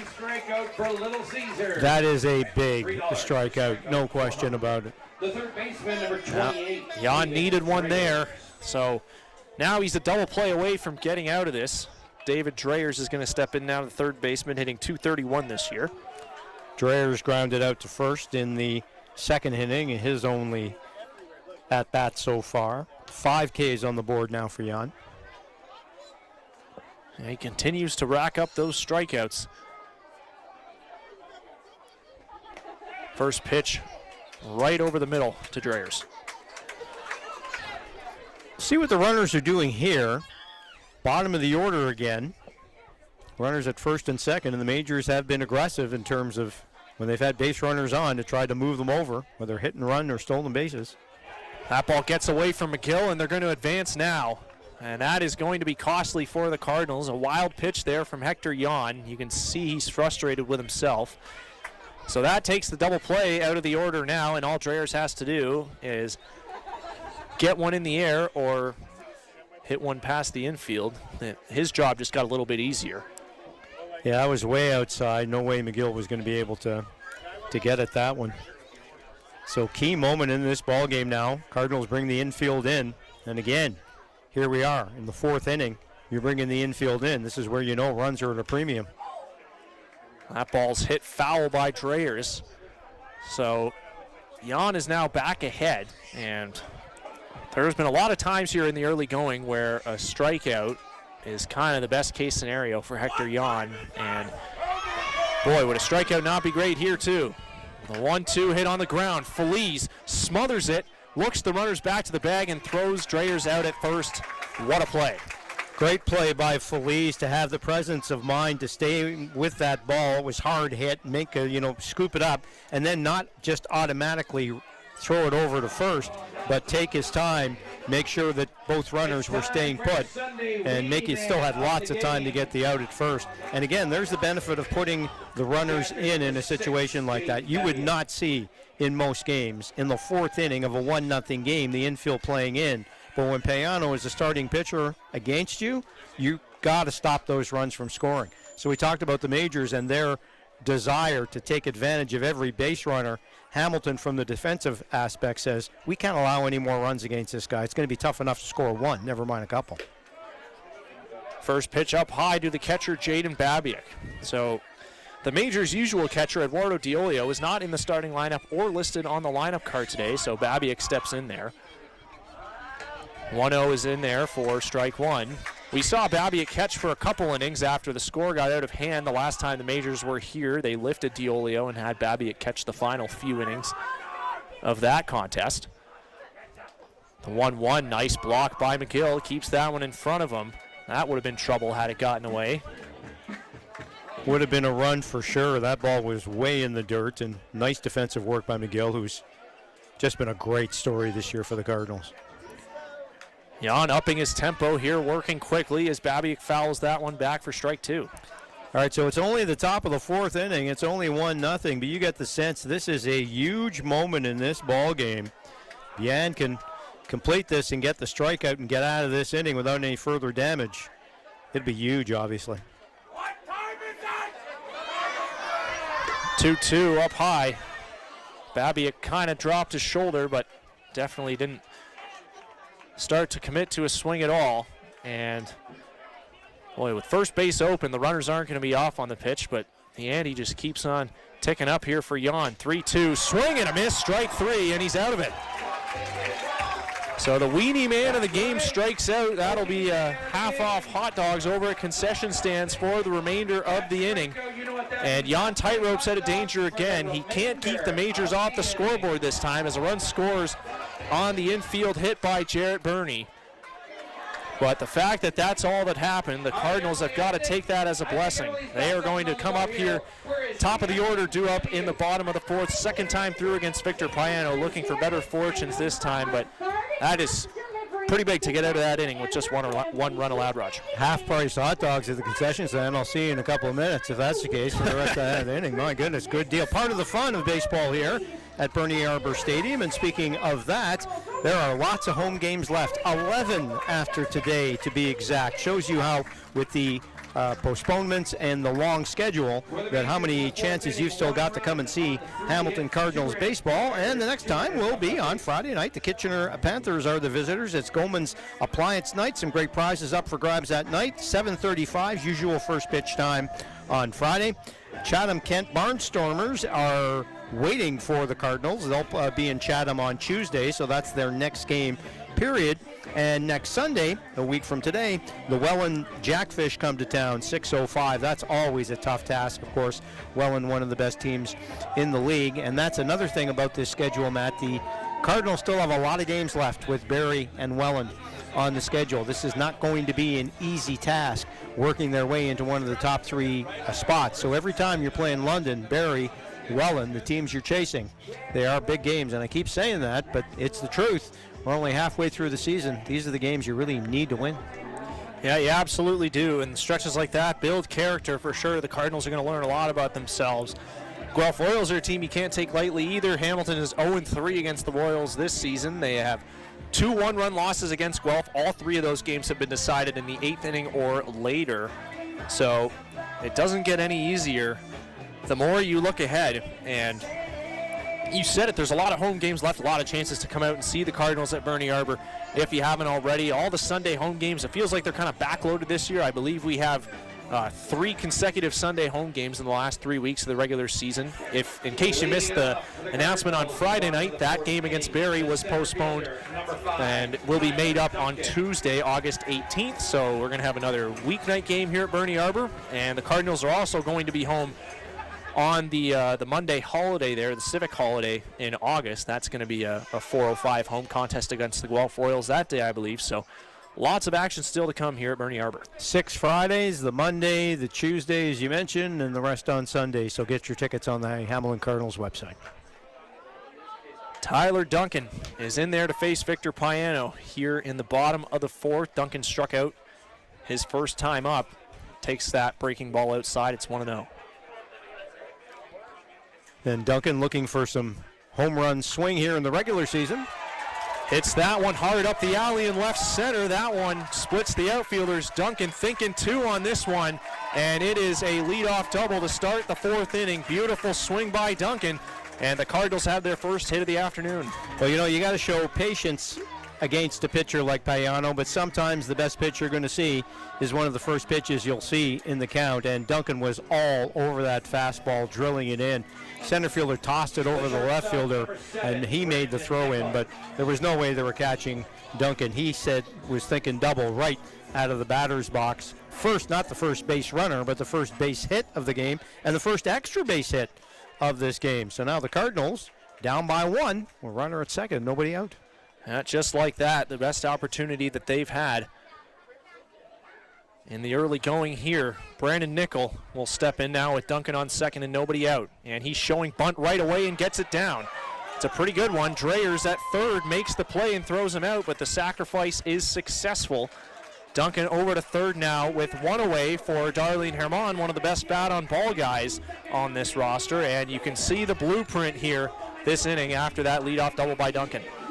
Once again, it's a matter of look at the pitchers are, Yan and Payano. How many runs are going to be scored in this game? You got a base runner, you got to move them across. How often do you see a sacrifice bunt in the bottom of the 4th inning?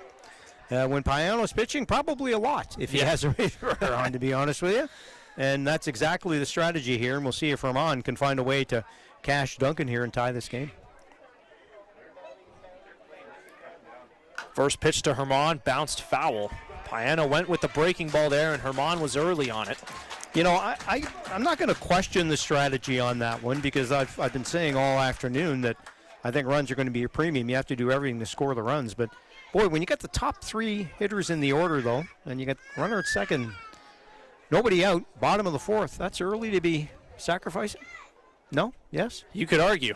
It's not an easy call. Herman hits that one to third, and right there it backfires, to shortstop rather. Escato makes the play and throws him out, so the sack bunt turns out to be for naught, even though it was successfully executed by Nickel. The Cardinals kind of put all their eggs in that basket, and now it's going to require a 2-out knock from a lefty, Evan McGill, to score Duncan from third. And what did London do? Bring the infield in, just like Hamilton did, to make sure that run didn't get through, or try to best to stop that run from coming through. So both teams understand what they're dealing with in terms of the starting pitching here. You get some base runners, you got to try to cash them, but I just think at times when you got the top of the order, tough to take the bat out of the hand of a good hitter. It's a great point indeed as McGill takes that one low. It kind of squeaked away from Babiak there a little bit, but not too far. Kind of dies in the dirt behind McGill, so not far enough for Duncan to score. Payano was all over it too, rushing in to cover the plate. And it's 1-1. Payano faced a minimum number of batters in the first 3 innings, had a walk, but that was erased by a double play. No hits, 2 strikeouts, and is now 2 strikes away from pitching out of this jam here in the bottom of the 4th. The 1-1 to McGill, inside. So Evan McGill, as you said earlier, he's been a great story for the Cardinals this season, hitting .287. He's one of 4 catchers in the CBL with an OPS over 900. But he is running pretty strong platoon splits. He's hitting just .217 against lefties this year, so this is not on paper a favorable matchup for him, but he's ahead in the count here against Payano. 2-1 is in there, and we're back to even. That's a good pitch and a 2-1, a tough one for McGill. I think he thinks that might have been a little bit high, but that's great pitch location by Payano. Yeah, his command and control is near the top of the league. 2-2, hit on the ground to short. Escato's got it, turns, makes the throw to first in time. And the Majors get out of trouble that time, so the Cardinals get on the board in the hit column, but the leadoff double by Tyler Duncan is stranded as McGill grounds out to short to end the inning. We are through 4 here on Cardinals Baseball on Cable 14, presented by Lifelabs. Majors lead this one 1-0. We'll be back for the 5th after this. Cardinals fans, are your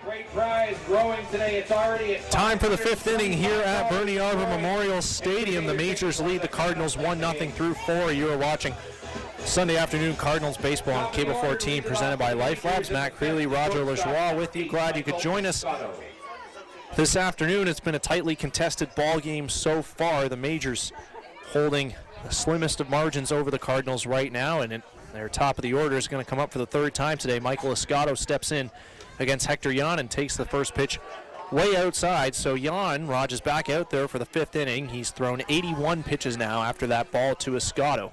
And after being hit by the ball earlier in the game, in case you missed it, that pitch is strike. Escato 1 for 2. He singled in the 2nd inning, moved up on a pass ball, then tried to score on a single and was thrown out by Guerrero in left field at the plate. Yep, one of the better defensive plays we've seen from a Cardinal this season. Their outfield defense has been on point this year as Escato lifts that one in the air to right center. Tyler Duncan shading over to his left makes the play for out number 1. Duncan taking charge out there in center field, as the center fielder should, and makes an easy out, and that's exactly what Yan needs here. You got to believe this is going to be Jan's last inning of the ball game, considering the fact that he was hit in the arm earlier. I don't think it doesn't seem to have affected him, but he's already over 80 pitches, unless he has a real fast inning here. I think he was just happy to see a ball hit back up the middle, not right at his head at 100 miles an hour. That's the truth. A lazy can of corn to center field was much needed for Yan and the Cardinals there. 1-0 to Trent Lenahan is outside. It's 2-0. Well, when that second ball came back to him and almost hit him again, he was kind of touching his heart, like letting everybody know that, okay, I think I've had enough of these balls coming right back at me here. 2-0 swing and a miss by Lenahan. So, Yan, when you think about it, that he's allowed 7 hits, which is much more than we usually see from him, but he's done a good job today. Hasn't walked a batter, 6 strikeouts, hasn't allowed any extra base hits, so they've been all singles, but London's been putting some good swings on the ball, thinking station to station, as you have to do with a guy like Yan. You know, this is an offense that, again, leads the league in home runs, but it's hard to square up a guy like Yan. He hasn't given up a home run yet all season, so they've done a good job kind of adapting to the guy in front of them. And even 1 run at this point of the ball game against Yan is a good thing if you're the Majors offense, as Lenahan taps that one foul up the third base line. Well, this was advertised as a pitcher's showcase game, and it certainly has been, although Yan has had to survive some shaky moments. Escato thrown out at the plate, did give up the single run, has given up 7 hits, and the Majors have hit the ball pretty hard. But 1 run, they'll take that. Yeah, the Cardinals still in this ball game, although even scoring 1 is evidently a tough hill to climb when you're facing a guy like Victor Payano. 3-2 to Lenahan. Foul tipped in the glove for strike 3. That's another hot and ready. 2 up, 2 down for Hector so far in the 5th. He's done a good job calming things down here against the top of the order, even though it is the 3rd time through. He's done a great job on Lenahan. That's the 3rd strikeout in a row on one of the top hitters in the league for the 2nd out of the inning. So a hat trick for Lenahan, and now it's the second baseman, Christian Inoa. Takes that one right over the middle for strike 1. And you see the control of both these pitchers. 7 strikeouts, no walks for Yan in the game. Check swing there. Appeal to first. Jeff Rose says no swing, and Inoa evens it up. Payano not as dominant with the strikeouts, but 2 strikeouts and just 1 walk. So combined, these two pitchers, 9 strikeouts, 1 walk. And don't walk is always a great thing. Yeah, we talked off the rip about how Victor Payano had issued just 4 walks in 9 starts this year. So the fact that Feliz worked the walk against him in the 3rd inning was an oddity in itself. Sorosky continues to throw in the Cardinals bullpen, so he definitely will be the pitcher coming in if and when they decide to make a move here on Yan, but they'd sure like to get him through 5 innings here. Yeah, certainly with the way this inning started. He would love to see that if you're Luis Bernardo and the Cardinals. 2 out, nobody on, 2-2 pitch to Inoa. Called, strike 3. And that is another punch out for Hector Jan. He froze him with a breaking ball right over the heart of the plate. So the Majors down in order. A quick inning for Hector, a much needed quick inning for him. And the Cardinals are going to try to solve Victor Payano. It is going to be 5, 6, 7 due up for Hamilton this inning. Dominguez, Reyes, and Feliz. So with the switch hitter Feliz, at least you got 3 righties coming up here. And Carlos Dominguez, starting it off, has been one of the best Cardinal hitters against left-handed pitching this season. And Payano continues to just dominate here, and we'll see. It's always a tough situation. We go back to that bottom of the 4th inning. Duncan leads off with a double, hits the ball really hard. First really hard hit ball of the ball, well, not of the ball game because London had some hard hit singles, but first hard hit ball off of Payano. And immediately, and I mean immediately, Bernardo puts the sacrifice on, and Nickel does a pretty good job sacrificing him to third. But the London Majors bring the infield in, and a couple of 6-3 groundouts, and nothing to show for it with your 1, 2, 3, 4 hitters at the top of the lineup. And I advocate that most times, Matt. Like in a game like this, you have to take advantage of the opportunities. These guys are so good, both starting pitchers. But you just question with runner at second, the first hard hit ball, and then kind of, taking the bat out of the hand of your number 2 hitter and giving London not the opportunity, but the choice to bring the infield in. And as a result, you have nothing to show. They might regret that if they can't get some runs going here.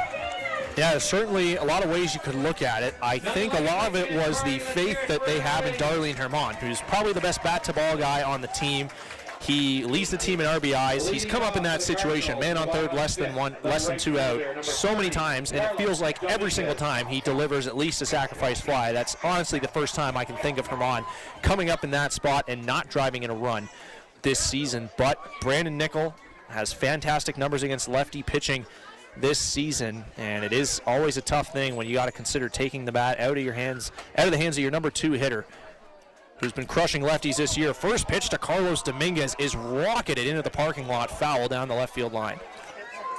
Hard hit ball here to start the inning for sure. Yeah, agreed. But again, when you have Nickel bunting, you're taking yourself out of a big inning, and I know that's easier said than done, the way Payano is pitching. I just think with a runner at second, nobody out in the bottom of the 4th. Yeah, I hear you.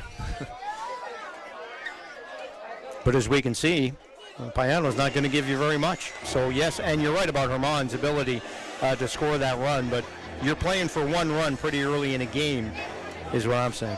Yeah, again, when you put it like that, absolutely right.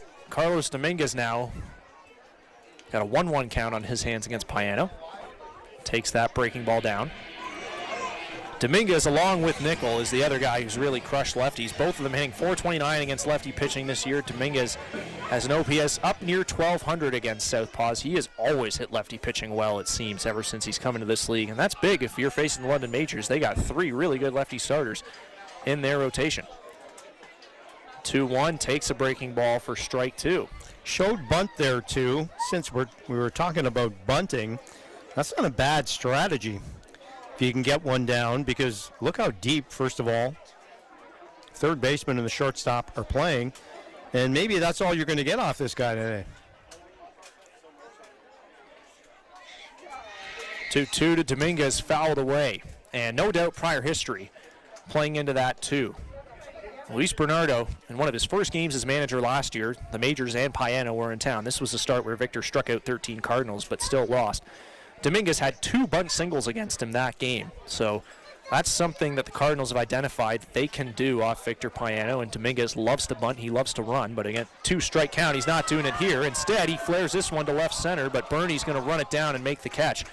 Dominguez frustrated with himself, put a good swing on that ball, but sometimes you just don't have anything to show for it. Some tough luck for Carlos that time. And it's a first out here for Payano. Bernie covered a lot of ground in center field. That was not a difficult play, but he got over there quickly. Off the bat, I first thought, Matt, that might just bloop in there. But no such luck with Bernie out there and first out. Yeah, he got an excellent jump on that ball. He made that play look easier than it probably was. So that'll give way to Rainy Reyes now. Third baseman takes strike 1. And Reyes grounded out to second, his only time up in the second inning. Cardinals still with just the one hit, that double by Duncan to lead off the fourth. 0-1 hit hard and through the whole left side. And there's hit number 2. Rainy Reyes is aboard. I was just about to say that they've been putting bat on ball. So if Payano's only got 2 strikeouts at this point in the ball game, you got to figure if you keep, finding the way to put bat on ball and don't flail at any bad pitches, eventually they're going to fall your way. And Reyes put some good wood on that one indeed. No question, found the perfect hole between third and short. Hard hit ball. So now, how do they play it? Reyes at first base has got himself a pretty good lead here. 1 out, bottom of the 5th. First pitch to Feliz is fouled away. I think the fact that there's already 1 out tells you that we may not see anything right away. To have the bottom of the order come up in a hypothetical man on second 2 out situation doesn't really necessarily instill much more confidence than the situation that they have right in front of them. And Feliz worked a walk against Payano, so might make sense to let him see a few pitches here. He fouls that one away, and it's 0-2. So now the bunt's definitely out of order. Yeah, forget about that. Maybe you can still try a hit and run if you have enough faith in the runner, but it is a very different scenario. There's no question. First of all, with the 1 out, the runner at first instead of a runner at second. Let's see if Feliz can get the bat on the ball, as you've said the Cardinals have been doing the last couple of innings. Couple quick foul balls for him here. Payano's 0-2. Fouled straight back to the screen. Feliz all over that one. It's a good job defending the plate, when you're in the hole on the count. 2 strike hitters have to be a little less choosy, and that's the case with Feliz. And Payano looking, mentioned he has only had 2 strikeouts. He'd love one right here. Sure would. 0-2 is down.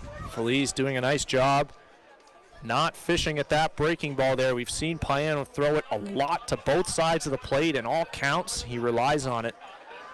And it's kind of remarkable what he's accomplished given his simplicity. He's not a guy that's going to come at you with 6 different pitch types, but he's got really good stuff and really, really good command. A little lazy lollipop over to first just to check on Reyes. That was not supposed to throw him out by any means, but just a way to tell Rainey, hey, I know what you're doing over there. Even when he is missing, he's not missing by much, and he's painted a lot of corners in this game, so you're right about that. 1-2, that one is also down. So Feliz lays off a couple curveballs, trying to fight his way back in this count now. I mentioned how he walked his first time up. Yeah, Payano a little frustrated after that second pitch. That's 2 in a row now. He's put down low and allowed Feliz to work back into a better position on the count at 2-2. Still looking for that strikeout, I got to believe. Lenahan holding Reyes on first. Payano with a quick check. And the 2-2. Swing and a miss, strike 3. So that time he's able to drop it in the zone, and Feliz can't make contact with it. That is strikeout number 3 for Payano. We'll bring up Jaden Brown here with 2 away. Real good pitch by Payano there, and after, of course, setting it up with the first 2 low ones, as you mentioned, put that one into the strike zone, and Feliz basically just flailed at that one. So now 2 outs and a runner on first. Brown at bat. He grounded into a double play his last time up. He's not going to do that again with 2 outs. I'm sending the runner here. Now Jaden can hit the ball hard, gap to gap, so he hit that ground ball hard, the one that ended up being a double play. So if he can do it again, but get something a little under it this time and shoot it to either gap, you got to figure Reyes would be off to the races here with 2 away. 1-0 is down and in, and Jaden's ahead 2-0. So Reyes not getting much of a lead at first, so it looks like that's not the intent from the Cardinals. But again, the idea is to try to, move those runners along as quickly as you can, and it is different with the bottom of the order. But you mentioned Brown's power. And now another hard-hit ball is desperately needed here by the Cardinals. But 2-0 count. Keep Payano throwing a lot of pitches. That's one good thing about this inning. 2-0 is hit a mile high. It is going to be the shortstop, Escato, making the catch as that one finally comes down. And Victor Payano is now through 5 scoreless here. He works around the 1-out single by Rainy Reyes, and the Cardinals still looking at a goose egg up there on that scoreboard through 5 innings here at Bernie Arbor on this Sunday afternoon edition of Cardinals baseball on Cable 14. Stick around. 6th inning is coming your way right after this. They are getting ready to rock. I'm very excited. Okay, boys, you know what you gotta do? You gotta roll this tire all the way down. London. Then you gotta roll it back to me, okay? You got this, birthday boy. The roof loves a good in-game meeting. Get set. Him and Bernardo both like doing that.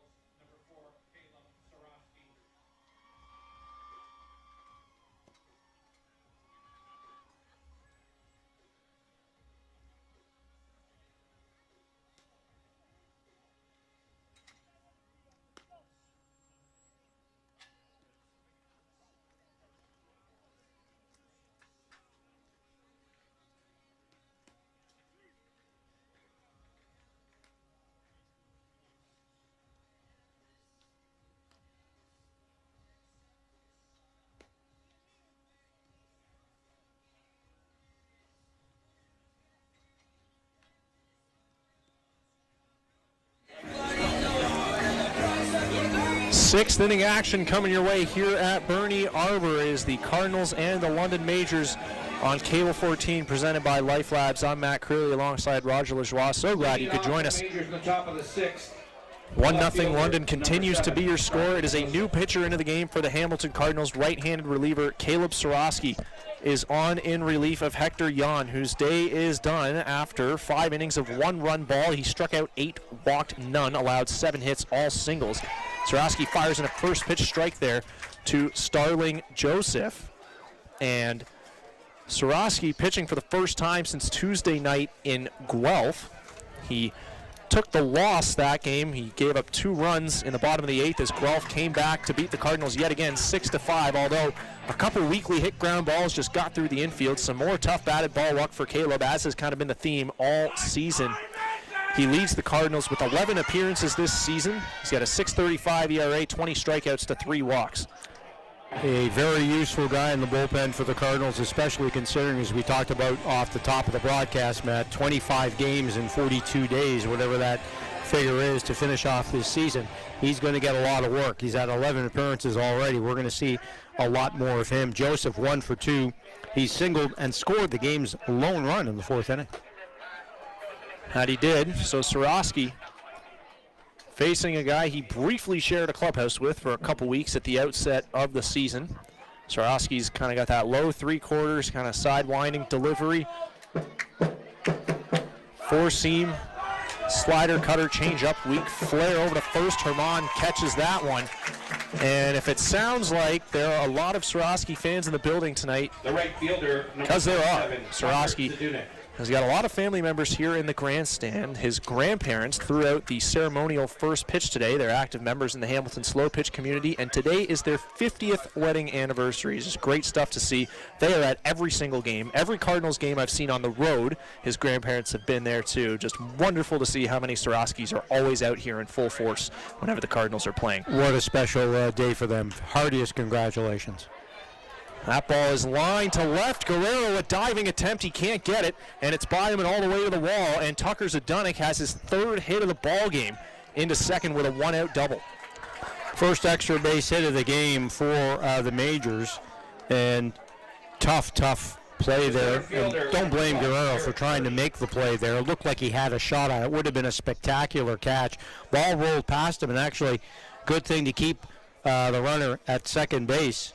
So now, Sorosky, after 5 really good innings from Hector Yan, faces another threat. And what'll be interesting now, I guess, Matt, is to see how London plays with Yan out of the game in terms of how are you that anxious now to just be playing for another run? You still got your big guy on the mound.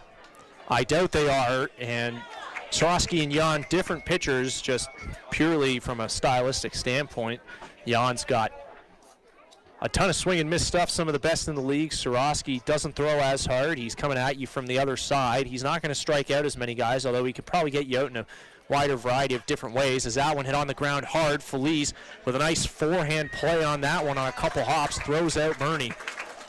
So there's 2 away now. Zdenek goes to third, although now with the second out, that probably doesn't matter as much. And it'll be Xavier Whittle to try and keep the inning going. He's probably happy that Jan's not on the mound anymore. He struck out twice against him. Yeah, Zdenek 3 for 3, Bernie 2 for 3, and of note, Bernie, hit that ball to the right side of the infield, which brings the runner over to third. It's a ground out, but you're hitting to the right side of the infield and advancing the runner. That could be big with 2 out here. First pitch, kind of a half-hearted attempt there by Whittle, but it looks like that pitch was in the zone anyway, says Ryan Herron, and it's strike 1. Lots of different ways to score from third that you can't score from second, obviously, and Majors looking for a little insurance here. The 0-1 sounded like he might have broken his bat. It's a weak pop-up on the infield. Catch made by Herman at first, and the inning is over. So Swarovski works around the line drive double by Tucker Zdenek. It is a scoreless 6th for Caleb with all the Swarovskis in the building tonight. Great sight to see for Caleb and the Cardinals. And it's a quick inning now. Victor Payano's got to get back out there. The Cardinals pitching between Jan in the 5th and Swarovski in the 6th. Doing a nice job working quickly and retiring the Majors in short order. And the Bats have got to try and get something going here, trying to solve Victor Payano. And this isn't the same guy who struck out all those Cardinals in the playoffs 2 seasons ago. And he's definitely not going to strike out 13 here in this one today, barring a massive change in circumstance here. Just 3 punch-outs for Payano, who's been pitching to contact more often this season, but just 2 hits, 1 walk, 67 pitches. He's been working efficiently through his 5 shutout innings. The Cardinals have got to try and do more than just put bat on ball like they've done so far. They got to try and put those batted balls in the right place, maybe hit them a little harder if they're going to do anything off of Payano here today, Raj. Yes, there's no doubt about it, and this is a tough task indeed. Good point when you look at the inability to get strikeouts in this game, 3 only, and Jan's performance, when you really stop it, it really doesn't matter how many hits you're giving up, how hard anybody is hitting the ball off you, or even how many strikeouts you're getting. He had 8 Ks, which is impressive, but no walks. And when you're always consistently keeping your walks to a minimum and only 1 extra base hit in the game, and that came after he left the game, all his hits against him were just singles, you got to be impressed by that. That's another quality start for him, and that ERA is one of the best in the league coming in, and you can see why. And he battled through after the ball hitting off his arm earlier in the game. You got to be pleased with that. And Swarovski gave him a good inning as well, so let's see if they can finally generate some offense. It'll be Angel Guerrero, the number 9 hitter, tasked with starting the comeback effort here today. He is 0 for 1. He had that weak foul pop-out earlier in the ballgame that was caught by David Dreyers over near the Cardinal dugout. Takes ball 1 up high. 1-0, and that is just a perfectly placed fastball by Victor Payano to get back in the count. I was just going to say, that's a lovely pitch. 1-0, that's something that is tough to hit. You're going to let that one go by, and it was a beautiful strike.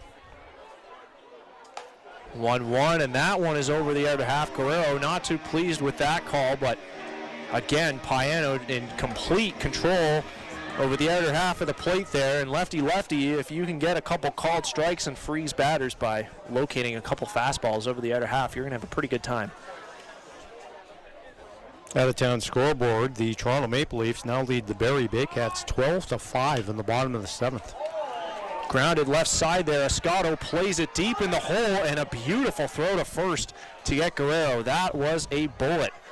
from Escato at shortstop, and there's one away. That's a big-time play by Escato. That had to be absolutely a perfect throw because Guerrero was flying out of the box. Hard-hit ball, but a couple of bounces.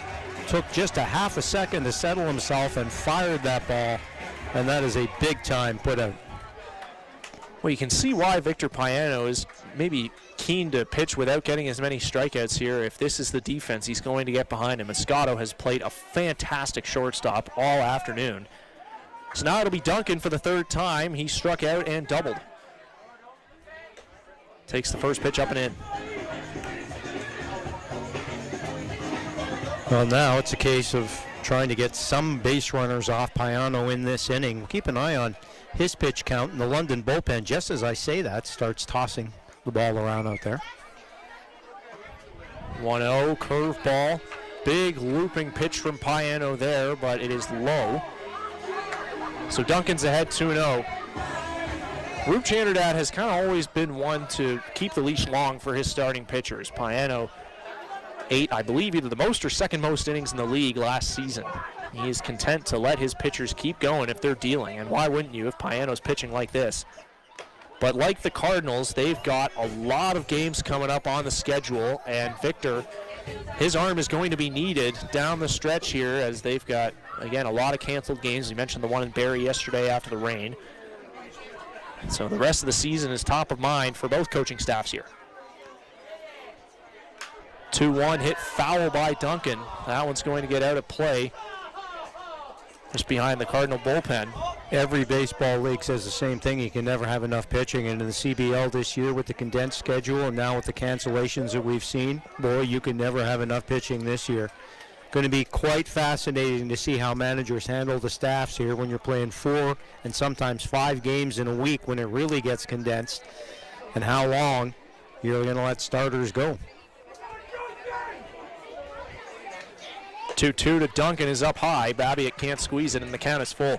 And I'm of the mind too, Matt. I do get how the game is played now, and the lefty-righty matchups and pitch counts and everything else. But I think especially in the CBL, to let a starter go a little deeper into the game and not ridiculous number of pitches, I think makes perfect sense. 3-2, Duncan off the fist, hits this one in the air to center, but Bernie is camped under it and makes the catch for out number 2. You know, you don't have the number of pitchers you do in the majors. You don't have the number of games, at least most teams don't. You don't have the number of games you have in the majors, so there is some flexibility there. But when you have the games bunch up on you like that, that's the time to let a guy who might go 85 pitches go 95, 105 without risking any damage to his arm. And I think we're going to see some really high-scoring games down the stretch here, just because of the great hitting in this league and the fact that the games are bunched. Yeah, offense is up already, and I feel like this 5-headed race we've got here at the top of the CBL standings is really going to come down to who can survive the condensed schedule the most, whose group of arms are least affected by throwing as many games as the Cardinals are going to have to over the next month plus, as Nickel fouls that one away at 0-2. The schedule already didn't allow much margin for error because they took up a whole weekend this time instead of just one day for the All-Star break. So that kind of condensed things as it was, and then with the wildfire smoke, all of a sudden, a couple more canceled games, 3 or 4 more days where games don't happen, and this end of the season is going to really sneak up on teams here. Let's hope we get a rainy August. Yeah. 0-2 is outside. Nice breaking pitch by Payano there. He liked it, but Nickel with a good take there to stay alive. Now again, it's a professional league now. All these guys are pros. They're used to playing more games. Pitchers are used to playing, at a high level and playing every day and managing staff. So it's not as difficult as we're painting it, but it's still very different from what we've seen in this league in the past years.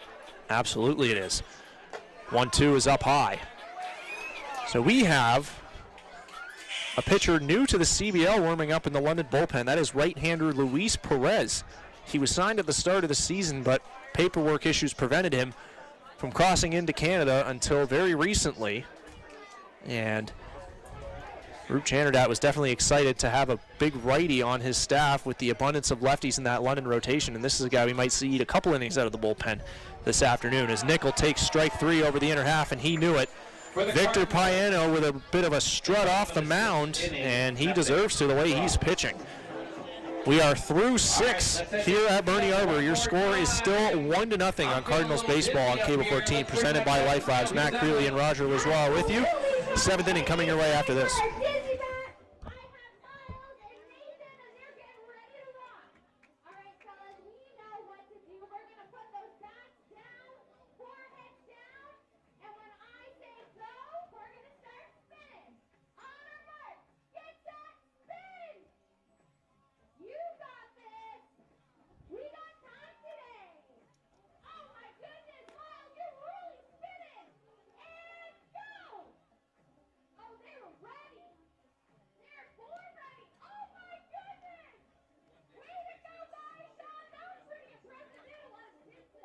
Pretty impressive. I'm pitching by the end of the season, Emily, you and me for Dizzy Bat. You and me, 1 game for Dizzy Bat. Okay, we'll see.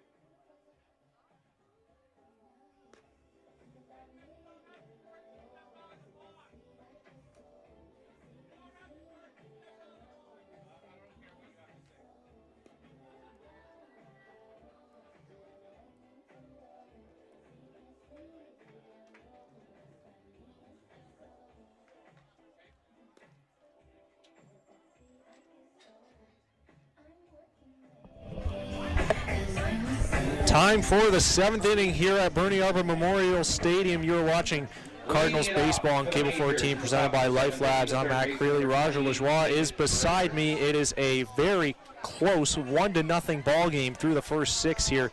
The Majors leading the Cardinals. Hamilton is 2-0 in the season series so far. London looking to battle back here this afternoon. It is Caleb Sorosky out for his 2nd inning of work. He threw 10 pitches in his scoreless top of the 6th, so it makes sense with the Cardinals due to play Tuesday, Friday, Saturday, and Sunday that Caleb is asked to throw another inning here. 1-0 swung on and missed by the third baseman David Dreyers. And there we go with 4 games coming up this coming week. If you start the week on Monday, 4 and 6 days. So yes, you want some length out of your pitchers. 1-1, and that is a well-placed fastball down and in. Sorosky, 4 different pitch types. He can work all 4 quadrants, and this is why you never really see him be a true strikeout pitcher or a true ground ball pitcher. He's kind of a Swiss Army knife out of that bullpen. Breaking ball there is roped to left center. Tyler Duncan with a nice running catch cuts that ball off in the gap for out number 1. And nice play by Duncan to get to that ball and make that play look easier than it was, and similar to one that was hit earlier in the game by London. At first blush, when it came off the bat, you think that's bouncing in there, but Duncan tracked it down and made a good catch. 2 of the better center fielders in the league here today, with Tyler Duncan for the Cardinals and Jarrett Burney for the Majors. They know how to play their position. It's one of the most important ones on the diamond. And 1 away for Sorosky here, as now he's going to face the number 9 man, the catcher, Jaden Babiak. Babiak's 0 for 2, struck out in the 4th inning. Bottom of the order is a combined 0 for 8 for London in the game. Sorosky's 0-1 is hit foul, and Jaden Babiak, who is today's weenie man of the game, is all of a sudden in danger of striking out a 2nd time, and should he do that, it will be another half-off hot dogs for the rest of the inning promotion here at Bernie Arbor. That's not danger. That's great news. What are you talking about? Not in danger of striking out. Come on. If you ever want a guy to strike out, it's this guy right now. Danger for the concession staff, and indeed that's what it is, as Babiak with a wave and a miss for strike 3 for out number 2. And the hot dogs are going to be raining down here at Bernie Arbor once again. Nice pitching by Sorosky here. Get 2 quick outs in this 7th inning. And you didn't want a base runner on with Escato, who's a heck of a hitter. 1 for 3 in the game. Base hit in the 3rd. Was thrown out at the plate in the 3rd, trying to score from second base on a single, but has had a pretty good afternoon, as he always seems to in this league. I mentioned the bottom of the order 0 for 9. The top of the order, Matt, is just 2 for 9. It's the middle of the order that has really done the trick for London in this game. 6 for 9. Now 4, 5, and 6 hitters doing what they're supposed to be doing, but Escato that time with a weak pop fly to first base, caught by Darlene Herman, and just some beautiful relief work by Caleb Sorosky here this afternoon. 2 scoreless innings working very quickly, and less than 2 hours into this ball game, Raj, it is flying along. It is a pitcher's duel, and it is already time for the 7th inning stretch here at Bernie Arbor. Well, we talked, Matt, just moments ago about how important it is with the condensed schedule that pitchers are giving you length. And you get length by reducing the number of pitchers that you throw in a ball game. And that last inning was absolutely terrific for Sorosky, and it's keeping the Cardinals in the game for sure. And the fans here are up for Take Me Out to the Ball Game, and part of the great atmosphere of Cardinals baseball. I'll remind you again, 11 home games coming up between now and the end of the season, which is August the 30th, including Friday night, Goldman's night here at the ballpark, and again next Sunday afternoon. So lots of chances to come out and see the Cardinals. You can get tickets at the Hamilton Cardinals website and join the crowd here, and you can see they're having a blast as Emily Thompson, the in stands, host, doing a terrific job. That she is. Lots of chances to come out and see your Cardinals. And if you're not going to come out to the ballpark, make sure you tune in here on Cable 14 every home game for the rest of the way. And Raj, we have what appears to be a CBL debut on our hands. Luis Perez is on to pitch for the London Majors, signed in the winter out of the Dominican Republic. Visa issues held him from joining the team at the start of the season, but they finally got those sorted out, and he is here to join the London Majors. And he is a starting pitcher by trade, and I feel like maybe if their game wasn't rained out in Barrie yesterday, maybe he would have started. Maybe he was due to start one of the games that got axed by the wildfire smoke, because Victor Paeno was pitching very well, and his pitch count was rather low. Just because of that, it's surprising to see him out of the game, but they definitely want Perez to get his first looks here. The righty out of Sabana Grande de la Palenque here in the Dominican Republic, 31 years old, former prospect of the San Diego Padres and the Baltimore Orioles, spent 2015 to 2021 in the minor league ranks. He has spent time in the Frontier League, the Atlantic League, and his most recent noteworthy minor league ball experience was a stint in the Mexican League with Veracruz in 2024. That's some great baseball out in that league. The Mexican League is often considered to be roughly on par with AAA. So this guy's pitched in some good leagues before, and we're going to get our first look at him here, the right-hander out of the Dominican Republic, Luis Perez, joining the London Majors. And Roop Chandradat talking in the press release of this signing about how excited he is to get a big right-hander at the forefront of London's pitching staff, because we know all about the lefties. Victor Paeno, Travis Key, Cecilio Pimentel. They've been rolling with a 3-man lefty rotation up to this point, and Perez is going to give them a little bit of a different look. Roop is no doubt going to be happy that when Perez starts in the future, teams aren't going to be always stacking right-handed hitters against them.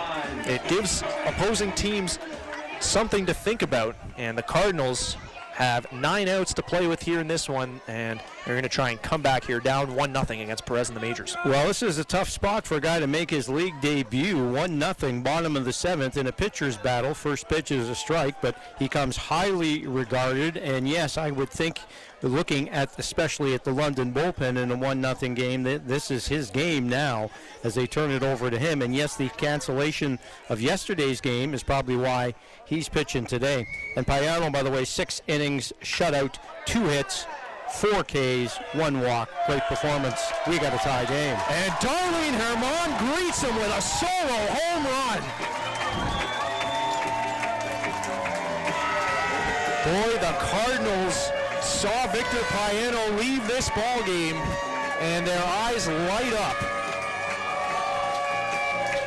Herman ties it at 1 with a big blast to left center field, and we've got a brand new ball game here in the bottom of the 7th. Well, I said that's a tough spot for a guy to be making his league debut. He comes highly regarded, but boy, did Herman light up that pitch from him, knocking it over the fence to tie it at 1. And how ironic, the moment Paeno leaves the game, just a couple of pitches into his career, Perez gives up the dinger. We got a new ball game. And we talked about the Cardinals' propensity to score kind of in bunches, put up a big inning, They've been winning a lot of blowouts this year, and this game has been anything but that, but you do not want to give an offense like this momentum. McGill ropes one down the right field line. This one is going to be just foul. Just foul indeed in that extra foul area here at Bernie Arbor Stadium. He kind of lofted that ball. Got some good bat on it as well. And if that had dropped in, that would have been big trouble. And now, tough spot for Perez. It doesn't matter how much experience you've got, but your first time in the league, the first hitter you face takes you deep, and I mean deep. That was a no-doubt home run. See if the Cardinals can take advantage here. It's a professional league now for a reason, folks. Everybody's pretty good, and Perez is learning that the hard way. McGill with a little squibber left side. Escato can't get it, and it's a base hit. So the go-ahead run is aboard here for the Cardinals. Still nobody out. McGill reaches for the first time this afternoon. He's certainly happy to see a righty on the mound instead of a lefty with the way things have been going for him against Southpaws of late. And that one was definitely not a pretty swing or a hard hit ball, but sometimes, Raj, that does not matter. No, it does not matter at all. You have Herman's absolute monster home run, and McGill finds a way on base by squibbing that ball right past the shortstop. You could see that there was no way there was going to be a play at first base. It was rolling so softly, even if Escato could have got to that ball, it was going to work through for a base hit. So the Cardinals with a base runner here, and 2 for 2 here against Perez in his debut. That'll give way to Carlos Dominguez now. First pitch hit foul. Dominguez ran into some tough luck his last at-bat. Had a nice liner out to left center that was cut off by Jared Burney for an out. Dominguez hoping that he can put some similar contact on a ball here against Perez and that it will fall. Doesn't matter how hard, it's where you hit it and place it. And the Cardinals now just need another hit or two, take the lead, and there's a second hit. Dominguez grounds that one hard through the hole on the left side, and it is 3 straight hits for the Cardinals against Luis Perez in his CBL debut. McGill now up to scoring position for Rainey Reyes. Roop Chandradak calling down to the bullpen to get a lefty warming up, and he's going to come out and visit his new guy here. And what a rude awakening to the CBL this is for Luis Perez. This is an accomplished pitcher. Again, 2 major league farm systems. He's pitched as high as AA. He's been all around independent ball, so he's experienced. He knows how to pitch. But, man, it really felt like once Victor Payano was lifted from this game, the Cardinals offense took on a new life, and that was apparent from the jump. Sure shows you what a good league this is more than anything else. Yep. It's no reflection on Perez. It's just this is a tough league. The hitters don't know him that well, but he doesn't know the hitters. And you're right. I think the Cardinals relieved that Payano's out of the game, and they're taking advantage and smacking the ball on him. Now that second hit after the homer was a dribbler, but 3 hits in 3 appearances is a tough spot. And yes, Roop took his time getting out to the mound because now he's got to get that bullpen going because nobody was warming. Yeah, the sidewinding lefty Dustin Davidson is up for the majors. We saw him a few weeks ago here in Hamilton. The Cardinals still have lots of work to do here in this one. They've tied the ball game, but they've got a big chance to take the lead now. First and second, nobody out. Rainey Reyes up against Luis Perez, and he is showing bunt right away, and that ball was, I believe it was fouled, but it caught Jaden Babiak in his throwing hand on the way down, and this is not good. He's hurt. Well, Babiak is, well, fortunately, he gets right up on his fin, and it looks like he's limping.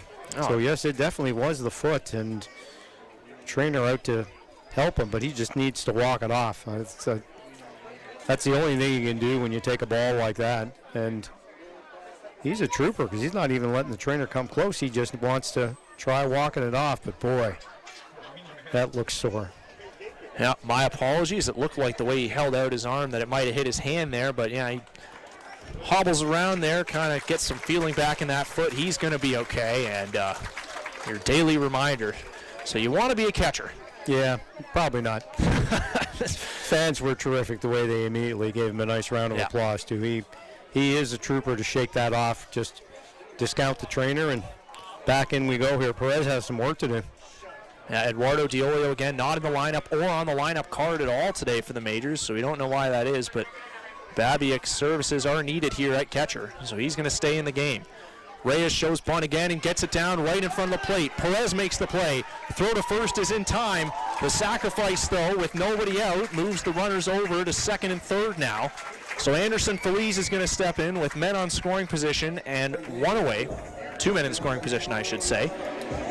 And the Cardinals knocking on the door here, bottom 7. Really nice bunt there by Reyes to bring the runners across. And, of course, 1-1 game, bottom of the 7th inning. You're trying to take advantage and score as many runs as you can. So, and again, hitter lower in the lineup.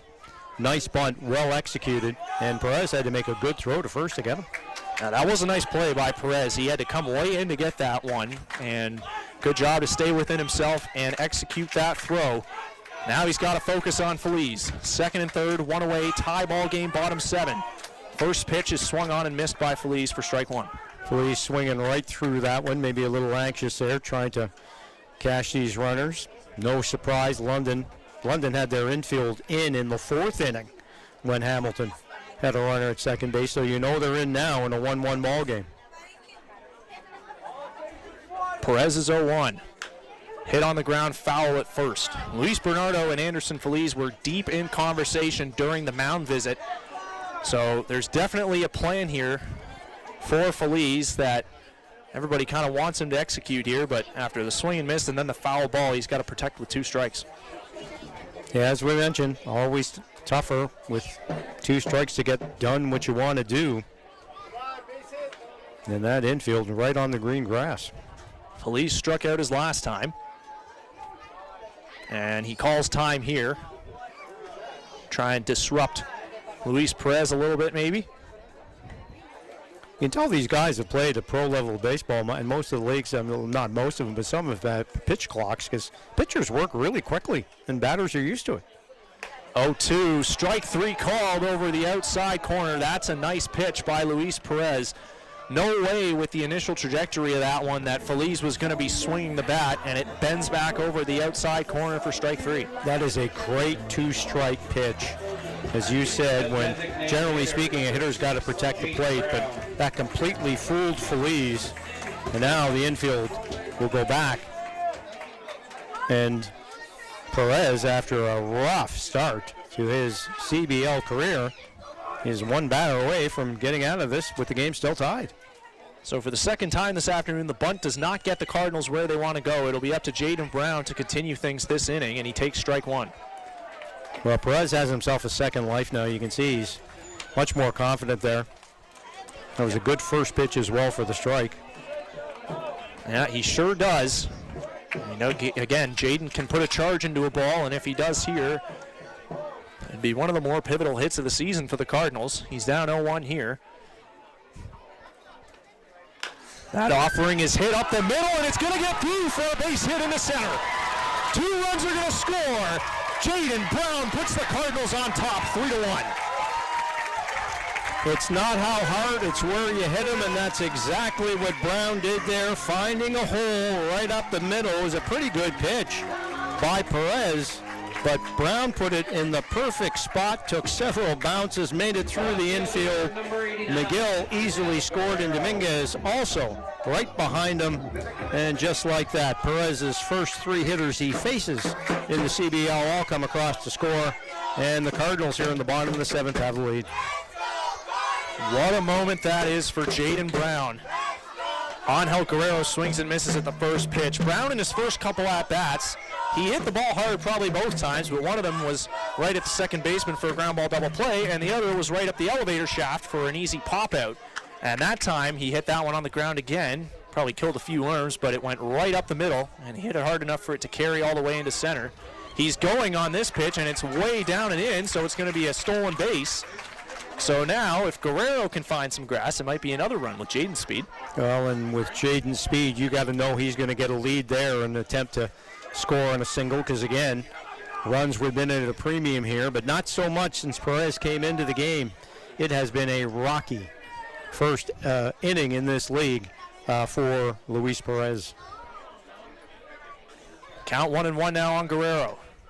And a nice pitch. That backdoor breaking ball has been pretty much the one thing that Perez has working for him here. Yeah, that one looked a bit outside, and Guerrero took a walk away from the plate to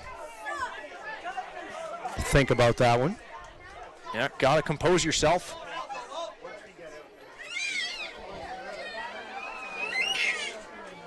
Brown at second. 1-2, hit on the ground right side. You know has got it. And the inning is over, but the Hamilton Cardinals get Victor Piano out of the game and reward themselves for it. It is a 3 spot in the bottom of the 7th. A solo shot by Darlene Herman to tie it, and a 2-run single with 2 outs for Jaden Brown to give Hamilton the lead against Luis Perez in his CBL debut. They now lead this ball game going into the 8th here on Cardinals Baseball on Cable 14, presented by Lifelabs. Don't go anywhere. We're back after this.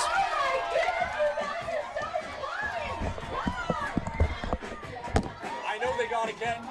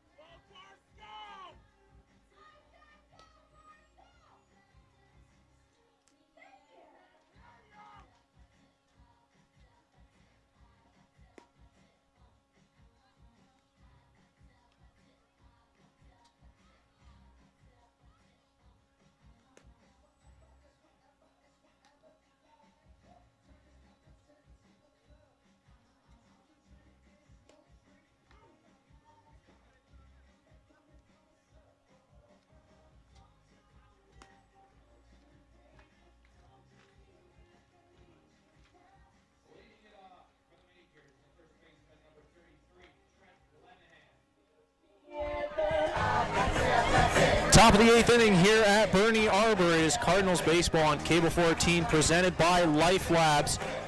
And Matt Creeley, Roger Lajoie with you here. Raj, things took a turn in the bottom of the 7th there. Did they ever? Herman led off with a monster homer. McGill singled. Dominguez singled. Reyes sacrificed him up a base after Feliz struck out. Brown with the big hit.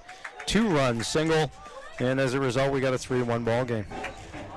So the Cardinals now are going to try and do the one thing that has repeatedly been a thorn in their side all year, and that is win a close game. Caleb Sorosky back out for his 3rd inning of relief work, at least to start. 2, 3, 4 due up for the majors, so the Cardinals are by no means out of the woods at all. And we are shaping up here for another photo finish here at Bernie Arbor. Sorosky ahead of Trent Lenahan, 0-2 to start off the top of the 8th. And that ball is roped to second. What a catch by Anderson Feliz.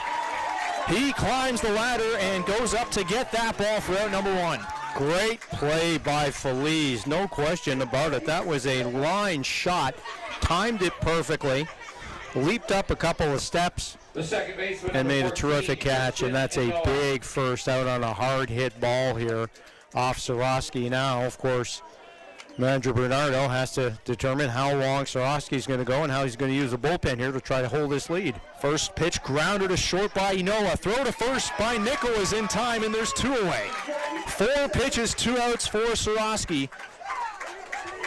And that is going to bring up the the righty, Starling Joseph. So the left-handed reliever, Jacob Gadget, has been warming in the Cardinal bullpen for a long time now.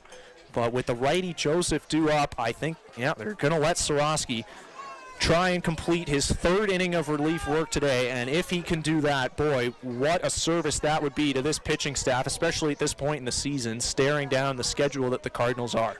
2 2/3 innings. He's given them everything they could ask for here. Did give up the double, but kept it a 1-0 ball game. Great job. So you got to imagine with that and in general the days that Dunnick has had, that the lefty Gadget would come in to face him should Joseph extend this inning. Well, I was going to say they got through the top of the order, but Zazunek's 3 for 3 with a double, and Bernie's 2 for 3 with a couple of singles. Once again, it does not get any easier. These are 2 great teams that are going to battle to the bitter end here. As Joseph, putting your earlier question to the test, Raj, how easy is it to get a foul ball in this press box on the fly? That one was a little over our heads, but pretty close. Yeah, just needs a little bit of that perfect little loop to get in here. I think it would be difficult. So listen, I want your advice on this. Do you think anybody in this day and age just PVR stuff and don't tell me the score of the game. Should I talk about the World Cup and which just concluded? Maybe we should just give him a couple of seconds and say, if you don't want to know, because I'm a guy, I can't do that anymore. Yeah. There's no way you It's can go hard. anywhere. It's hard. If It's you try hard to, oh, no, nowadays. don't tell me the score. And maybe somebody's watching this game going, no, I'll watch a game later. Don't tell me what the score is. So I'm going to tell you what the score of the World Cup is in a moment. So don't turn your volume down, okay? Here's the 1-2. Joseph fouls it away. Spain over Argentina, 1-0. Congratulations to Spain, World Cup champions. Matt, they gave up 1 goal in the tournament. That's pretty amazing. Wow. What a show of team defense and goalkeeping there by the Spaniards, and the proverbial torch has been passed there from Leo Messi to Lamine Yamal, it seems. What a finish to festivities that were in Canada not that long ago. 1-2 to Joseph. And it is ball 2. Everybody on the Cardinals thought that was strike 3. Just the way McGill went off, and Swarovski kind of followed him, and Feliz looked like he was walking off, but Joseph was pretty confident it was a ball.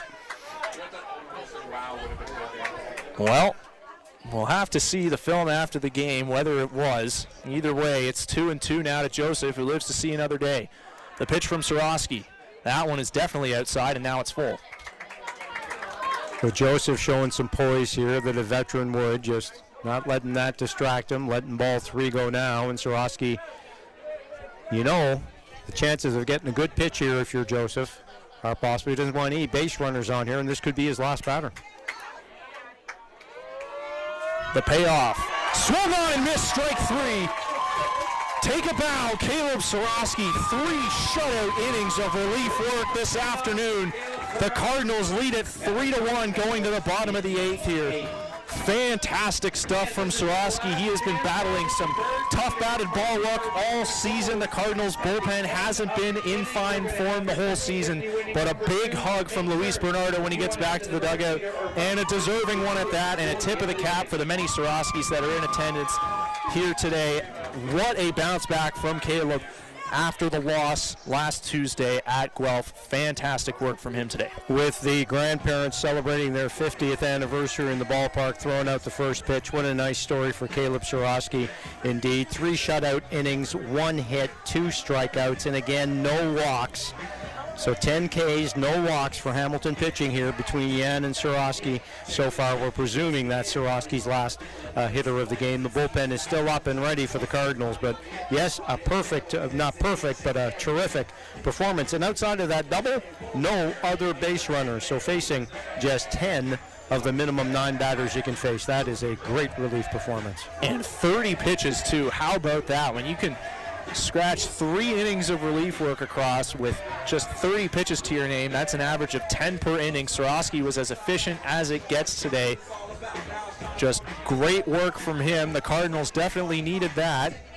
And going bottom 8 now for their last chance for some insurance. It'll be the top of the order now against Luis Perez, who's going to try and slow things down there after the 7th did not go the way he wanted in his CBL debut. No, first 3 hitters he faced homered, singled, and the 2 singles came around to score, so that's definitely not the way you want to start your CBL career. But the London bullpen is still up and stretching, but clearly they're going to give this to Perez, and he'll face Tyler Duncan to lead off the inning, who has a double in 3 appearances, that double coming in the 4th inning. Yeah, Duncan has been facing a lot of really tough left-handed pitching this season. That is definitely one of the reasons why we haven't seen the power that we're used to from him this year, but a righty on the mound now, and he takes a hearty cut. Do you not think that having the platoon advantage was in his mind right there, Raj, with that cut? No doubt, in trying to duplicate his all-star home run derby performance last weekend. The 0-1 is up and away. So Duncan, it's just crazy to look that he only has 2 home runs and 6 RBIs this season. But again, he's still useful to have at the top of the order, even if he's not hitting for much power because of the singles and walks he's taking. He fouls that one left side. Dreyer's giving chase, but it's into the bleachers. You got to believe those numbers are going to come up. There's still so many games to go in the season, 25 games left. That's another big advantage for him, and this would actually hit the halfway point of this. Well, it does hit the halfway point of the season for the Cardinals, and win today, they'll be tracking on 30 wins of the season, which would be the best in Cardinal history, but they're more concerned about where they finish in the standings. And boy, their performance against London this year, how good has that been? Yeah, sure has. We mentioned those 2 blowout wins off the hop as Duncan strikes out swinging. 11-0 at Labatt Park. Owen Boone delivered 8 shutout innings in that one. And then 11-1 here, Luis Ramirez. 6 shutout innings and a spot start.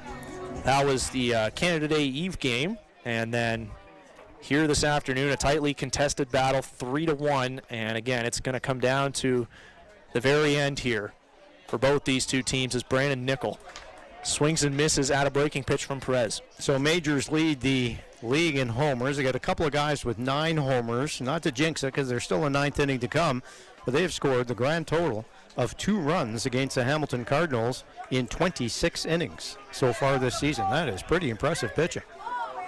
Sure is. The Cardinals have held them in check so far through 26 innings this season, but the biggest one is still to come here in the 9th, and it looks like it is going to belong to Stephen Hospital, the right-hander, warming up in the Cardinal bullpen. He has been this team's closer for stretches before. It hasn't been the best season for Haas, but he's been quietly pretty good the last month or so, and he'll have his hands full in the 9th inning for sure as Nickel takes that one down and away. It's 2-2. Well, we look forward to that 9th inning, and we talked about the middle of that order doing damage for London, so it will be a challenge, but perhaps it could be a little easier here if Nickel and Herman behind him can generate a little more offense against Perez. That was a breaking ball that started on the inside half toward Nickel and then kind of bent over the plate. He fouls it away. London bullpen has gone quiet once again as they are just looking and watching. Both teams going to be pretty happy. They've only used 2 pitchers here this afternoon. Yeah, that's a victory regardless of what happens on the scoreboard when you're thinking about what's to come. Cardinals in Chatham on Tuesday. The Majors aren't going to be back in action until Friday night. The Barrie Baycats will be in town in London that day.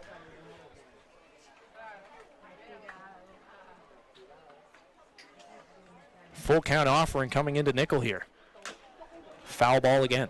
Well, Perez has certainly settled down after allowing those first 3 runners to reach, and especially Herman to hit the homer that tied the game. Had to sacrifice a strikeout, another single, and Brown's single was a chopper up the middle. Got Guerrero to ground out to second. Got Duncan striking out to start this inning. And hence the London bullpen for now is quiet. Another payoff, and that one swung on and missed. Boy, that breaking ball has looked very good in the early going. It's been getting chase. He's been locating it on the back door toward the lefties, so it's kind of doing everything right now for Perez, and I'm not sure what pitch Darlene Herman hit for a homer his last time up, but I can guarantee you Perez is not going to throw it again, at least on purpose. No doubt about it, because did Herman ever put a light into that baseball to tie the game at 1? And up here, once again, 1 for 3, just that homer today. Already this month, there have been various points where the Cardinals have wondered, hey, is Herman's hand broken? And then last week it was, hey, is Herman concussed? And it's still only the 19th of July. And through it all, the tying home run here today. What a trooper he is. Well, and what a home run that was, timing in the game. And we mentioned, no matter how experienced a pitcher you are, that's a tough situation to put a guy in his CBL debut. Hits the 2-0 on the ground to short. Escato's got it. Throw to first is in time. So the Cardinals down in order here in inning number 8. And the top of the 9th is coming your way here shortly. It looks like it is going to be Stephen Hospital's inning. We're going to step aside here briefly on Cardinals Baseball on Cable 14, presented by Lifelabs. Go on the field, meet your favorite Cardinals players.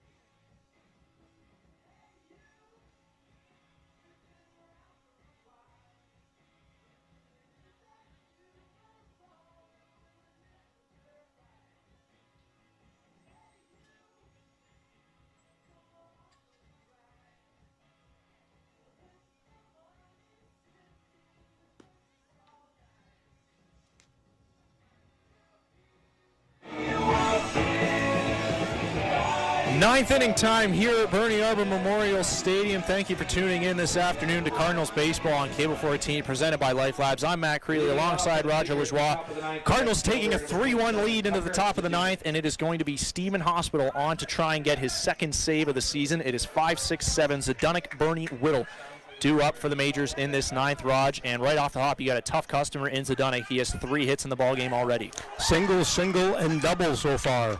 And there's number 4. First pitch, hard ground ball into right. Zdunek, a perfect 4 for 4 in this ball game here today, and the majors, just 1 pitch into the inning, have brought the tying run to the plate.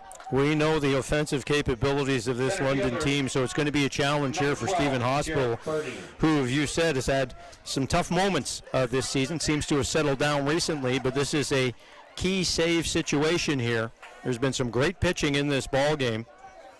And the 4 pitchers in the ball game combined, 17 strikeouts, 1 walk. That's quality pitching on both sides today. Yeah, enough said. First pitch grounder to third by Bernie. Reyes to second for 1. Feliz is going to wisely put that one in his back pocket. Bernie was definitely going to beat it out no matter what, so it's a fielder's choice and an out number 1. And we're going to have a pinch hitter here for Xavier Whittle. This is going to be Ryder Hancock, stepping in for his first at-bat of the game here for the majors in a big spot. Yeah, big spot indeed. Runner at first and 1 out, and a nice play and a smart play by Feliz to hold on to that ball. Bernie was 2 for 4, so the 2 top hitters in this game are now out of it. Let's see if Hancock can get anything done as Stephen Hospital gets that big ground ball. It's exactly what you wanted there. He would have obviously loved a double play, but harmless ground ball gets that first out and the lead runner. And again, a nice job by Feliz, not trying to do too much there and risking an error, because Bernie was definitely up the line in time to beat that throw to first, had it come. Hospital delivers strike 1 to Hancock. Nice pitch to set him up here, getting ahead on the count. One thing about Hospital, he's a veteran. He's not going to be rattled by giving up that first hit. The 0-1 is fouled back, and he's quickly ahead of Hancock 0-2. So Hospital, the season numbers still don't look great, but since that massive blown lead against Guelph on June 19th, he has thrown 4 innings, allowed just 1 run, struck out 6, and walked 1. So Hospital slowly rounding into form. Again, the big thing with him between this year and last year, he's not missing nearly as many bats. But boy, would he love to do that here with 2 strikes. That one grounded to second. Feliz in front of it to second for 1, and Nickel holds onto that ball. It was a low throw by Feliz, so Nickel, through all the effort he had to take to not let that one get away from him, is not able to turn 2, but it's another fielder's choice for the second out, and that'll bring David Dreyers up as the last hope for the majors here in this one. That's a good play by Nickel to pick that up. That was not a very good throw by Feliz. Now, he wanted to get the lead runner, no question, and that's the play. You don't want that run to get in a 3-1 ball game to get to second, but Nickel really saved him there. As he often has, Nickel has had some very, not only great, but very timely defensive plays at shortstop this inning, or this season. And another one coming in the 9th right there to secure the second out of this one. The 1-0 to Dreyers is rocketed foul down the line. He turned on that ball, and had he kept it fair, Hancock would have been off to the races, and instead it's just a strike. Good swing by Dreyers for sure, but it's just a strike as Hospital takes a breath, looking in. Runner at first, 2 out here, top of the 9th. Dreyers the tying run. That ball gets away from McGill, and Hancock is easily going to take second on this one. Well, with a run to play with, not as crucial as it could be, but he wanted to keep that runner off of second base for sure. And thank goodness for the Cardinals that they've already got 2 outs, because now it's not like you're relying on a double play or anything like that. Count is 2-1 to David Dreyers. Wonder if McGill got crossed up on that one. That was not where he was setting up at all. That one missed down and in. Another one misses down and in, and now Dreyers ahead 3-1. Yeah, a couple of low pitches there for Hospital, and now Bernardo wants to come out and have a chat with Stephen Hospital. Lots at stake here. Top of the 9th inning in a 3-1 ball game, and Bernardo wants to make sure that the communication between him Hospital, and the catcher, McGill, is all in order. And now just a little pat on the chest. And Definitely. Go ahead. Definitely looked like that's what he was talking about. Sorry, Raj, as he was kind of looking at both Hospital and McGill during that mound visit, for sure. Well, it was obvious there was something going on there on that pitch. Jaden Babiak, the number 9 hitter, on deck should the inning continue. Hospital's 3-1. Misses outside. And so now the tying run is aboard. And it's going to come down to Babiak now. And now you've got the top of the order on deck with Michael Escato. So Hospital has really got to try and get this guy at all costs. Not much of a doubt about that. We talk about this London power, especially at the top of the order. 2 guys with 9 homers apiece. 2 on, 2 out. And that's just a rare walk in this ball game, the second one of the game. First pitch outside to Babiak. So Hospital's lost the zone a little bit here. We got Hancock on second, Dreyers on first. 1-0 is in there. Nice pitch there in a tough spot.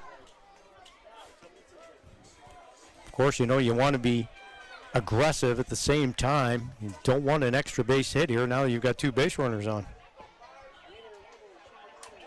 Hospital's 1-1. On the ground, up the middle, weakly hit. Feliz knocks it down, but then it dribbles away from him. And it's going to be a base hit for Babiak, and the Majors have got to run back.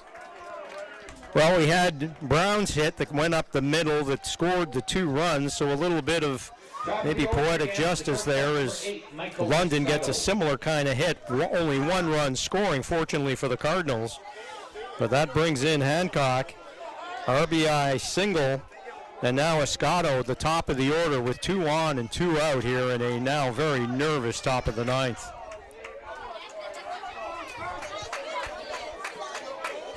So the Majors not going down without a fight. It is Michael Escato, arguably the first half MVP, stepping in. First pitch grounded to third. Reyes has it. Throw to first base, and that is your ball game. The Cardinals win it. What a piece of pitching there by Hospital to go right after it, and Escato swinging at the first pitch. He was 1 for 4 in the ball game, and an easy play as it turns out. Reyes took a couple extra steps to make sure, but Escato knew there was no way he was beating that out. It was hard hit ball, and the grounder ends the ball game. A nervous night for Stephen Hospital for sure, but the Hamilton Cardinals eke out a 3-2 win. They win a close game, something they haven't done a lot of this year. And Matt, this team is now 1 game out of first place because London losing this one, Barrie losing badly to Toronto. So the Cardinals are a game out of first place. How about that at the halfway point? How about it indeed, Raj? And we haven't quite put a lid on that one yet in Barrie. They're trying to mount a comeback in the bottom of the 9th. It's 12-8. But regardless, what a victory here for the Cardinals. They improved to 15-9 on the season. Like you said earlier, they are now through 24 games on pace for 30 wins, which would be the most in team history. They are now 1 game behind the London Majors, who are currently in that share of first place atop the CBL standings. Just a timely victory today. They improved to a perfect 3-0 in the season series against London this year. And again, the story in this one today is the work they did off of Luis Perez once Victor Payano was lifted from this one again. That was definitely, in hindsight, the turning point of this ballgame here today. Oh, there's no doubt about it. And in retrospect, everything is easy, but Payano was basically untouchable. Wasn't blowing away any Hamilton hitters. He only had 4 strikeouts and 2 walks, but all they could manage off him was a couple of singles. And no question, Perez was put in a tough spot. First time in the CBL, you're facing one of the best teams in the Hamilton Cardinals in a 1-0 game in the 7th inning. And as I understand it, he's usually a starting pitcher, so starting pitchers aren't used to coming into the game in such key situations. And Hermain greeted him with that blast of a homer.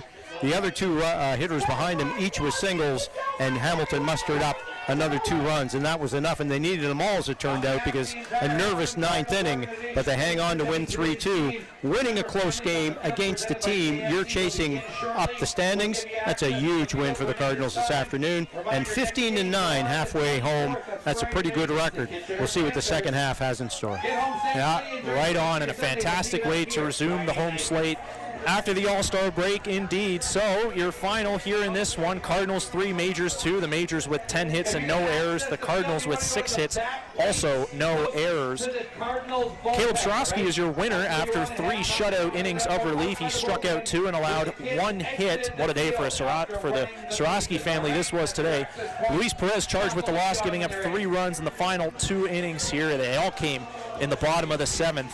And Stephen Hospital with his 2nd save of the season, working around the 2-out single that scored a run, and the Cardinals, again, hanging on for that 3-2 victory. So next time here on Cardinals Baseball on Cable 14, as Raj said, it'll be Goman's Appliance Night on Friday with the Kitchener Panthers in town. Brent Gunning is going to be back to lead the call on that game, and in the meantime, that is it for us here this afternoon. For my broadcast partner, Roger Lajoie, and our fantastic crew at Cable 14 doing great work for us, as always, I'm Matt Creeley. Thank you very much for tuning in. We'll see you next time.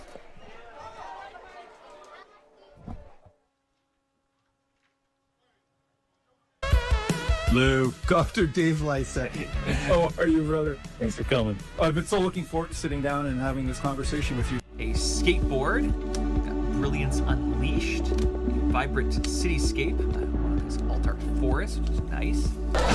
Jones cuts him through with the head scissor takeover. Wheeler, inverted atomic drop.